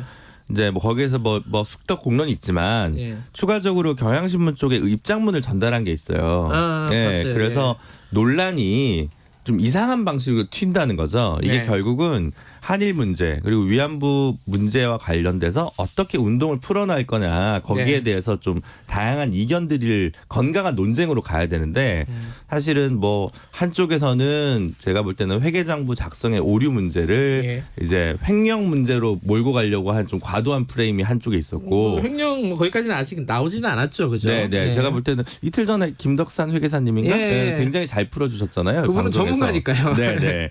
그래서 저도 그걸 보니까 제가 재단법인 공시를 직접 해본 적이 있어서 그래요? 네, 굉장히 그런 부분들이 왜 이렇게 오류가 나거나 문제가 생기는지는 알겠는데 제가 봐도 횡령문 아니고 그 다음에 또 뭐 다른 틀로 보면 한쪽에서는 굳이 뭐 친일 대 반일 이런 식으로 또 과도하게 왜곡된 프레임으로 가져가는 것도 그래서 사실은 정의연 그리고 이제 이런 운동 차원에서의 내부의 건강한 논쟁으로 될 필요할 부분을 정치권이 과도하게 혹은 일부 언론이 과도하게 개입하면서 이 문제를 좀 본질과는 무관한 건강하지 않은 논쟁 구도로 왜곡시키고 있지 않나라는 점이 좀 우려스럽습니다. 맞아요. 아까 말씀하셨듯이 뭐 이게 회계 오류하고 횡령은 범주가 다른 문제인데 다르죠. 그걸 이제 자꾸 연결시키려는 게 있고 또 한쪽에서는 이게 친일과 반일 혹은 뭐 토착 왜구 뭐 이런 말 있잖아요. 그것도 좀 과하다라는 느낌이 있어요. 그렇죠. 이게 이 친일 반일 프레임으로 이게 구성이 되어버리면 사실은 가장 큰 타격을 받는 건 문제 제기를 처음 한 이용수 할머니가 돼버리는 거거든요. 그러네요. 그리고 그리고 이 해명을 하는 과정에서 아무래도 정의연 측이나 더불어시민당도 조금 당황했겠죠. 이런 논란이 불거지는 것 자체가. 처음 나왔던 발언이 할머니 기억이 왜곡된 것 같다. 네. 이런 발언이 나왔는데 이게 잘못하면 할머니 기억을 부정하는 발언이 되어버리면 그동안의 어떤 증언에 대해서도 우리가 신뢰성에 균열이 갈 수 있는 대단히 위험한 발언이 저는 해명 과정에서 섣부르게 튀어나왔던 것 같아요. 네, 그러니까 네. 김준우 변호사님 말씀처럼 의혹을 제기하는 쪽에서 과도했던 부분들도 있죠. 네. 예를 들면 호프집에서 뭐 3천만 원 넘게 나온 게 그렇죠. 거기서 쓴 게 아니라 이 대표자로 모금행위 활동 다 넣은 거면 이해가 되잖아요. 예. 근데 마치 뭐 술집에서 3천만 원 넘게 쓴 것처럼 저도 그거 기사 보고 깜짝 놀랐어요. 처음에는. 그런 과도한 좀 의혹 추적이 좀 집요했던 면이 분명히 있는데 그런데 중요한 건 해명하는 측에서도 이게 뭐 보수 언론이나 야당을 상대로 싸워서 이기는 차원이 아니라 피해받은 할머니를 어떻게 설득하고 그분의 마음을 돌리느냐에 좀 초점을 맞춰서 당장은 쏟아지는 공격이 좀 억울하더라도 우선은 이용수 할머니 먼저 찾아가서 뭐가 그렇게 서운하시고 뭐 앞으로 이 운동 방향이 어떻게 전개돼야 되는지 좀 진정성 있게 접근했다면 나머지 부수적인 논란들은 훨씬 더 일찍 잠재울 수 있지 않을까 하는 그런 생각이 많이 들었습니다. 이게 사실은 이 뭐랄까 그 정의연의 단체 회계 문제가 넘어서서 윤미향 당선인의 개인 문제까지 막 들어갔잖아요. 네. 자녀의 유학 문제라든가 뭐 최근에는 뭐 저기 개인 계좌를 썼니 안 썼니 뭐 네. 이런 부분까지 해서 근데 그 부분이 지금까지는 제가 볼 때는 아직 딱 떨어진 의혹이 나온 건 없는데 그 부분이 만약 뭔가 나오면 큰 타격이 있는데 안 그러면 당선인 뭐 정치인 개인으로서는 타격을 입긴 좀 쉽지는 않지 않을까라는 생각이 들어요. 어떻게 생각하세요? 근데 오히려 이런 논란이 이제 윤미향 당선 입장에서는 본인의 인지도를 대단히 끌어올리는 그런 계기가 될 수 있거든요. 물론 세상 일이라는 게 그죠. 네, 물론 전제 조건은 여러 제기된 의혹에 대해서 깔끔하게 소명이 된다는 그런 전제 조건 하인 것인데 만약 좀 불투명한 부분이 나온다면 의정활동 초기부터 의혹 해명하는데 너무 진을 빼야 될 것 같고요. 그게 아니라 이 회계장부나 세부 내역 공개했는데 문제가 없다면 윤미향이라는 이름 세 글자가 전국 국민들에게 알려졌기 때문에 오히려 전화위복이 될 가능성도 있다고 봅니다. 그렇죠. 그리고 이번 기회에 이게 좀 개인 계좌 논란이라는 게 이제 기부금품법 때문에 문제가 되는 건데 급하게 모금할 일이 생기면 우리 지금 기부금품법은 뭐 1,000만 원 이상인가 모금하려면 신고를 해야 돼요. 회원을 모집하는 게 아니면 아니면 그러면 기존 단체에서 하려고 하면 이제 회계장부가 터져 나가는 거죠. 그런 문제가 있어서 사실은 임의로 무슨 장례식을 하거나 뭘 하거나 할 때 개인 계좌를 쓰는 경우들이 종종 있습니다. 이런 걸 좀 윤미향 의원 본인이 좀 고쳐줬으면 좋겠다. 알겠습니다. 자, 오늘 두 분과 처음 여의도 신호등 진행해봤는데 두 분 원래 친하세요? 오늘 처음이었습니다. 네, 앞으로 친해지시길 바라고요. 자, 오늘 여기까지 하겠습니다. 고맙습니다. 감사합니다. 김준우 변호사, 장혜찬 평론가였습니다. 다음 주 월요일에 돌아옵니다. 지금은 국민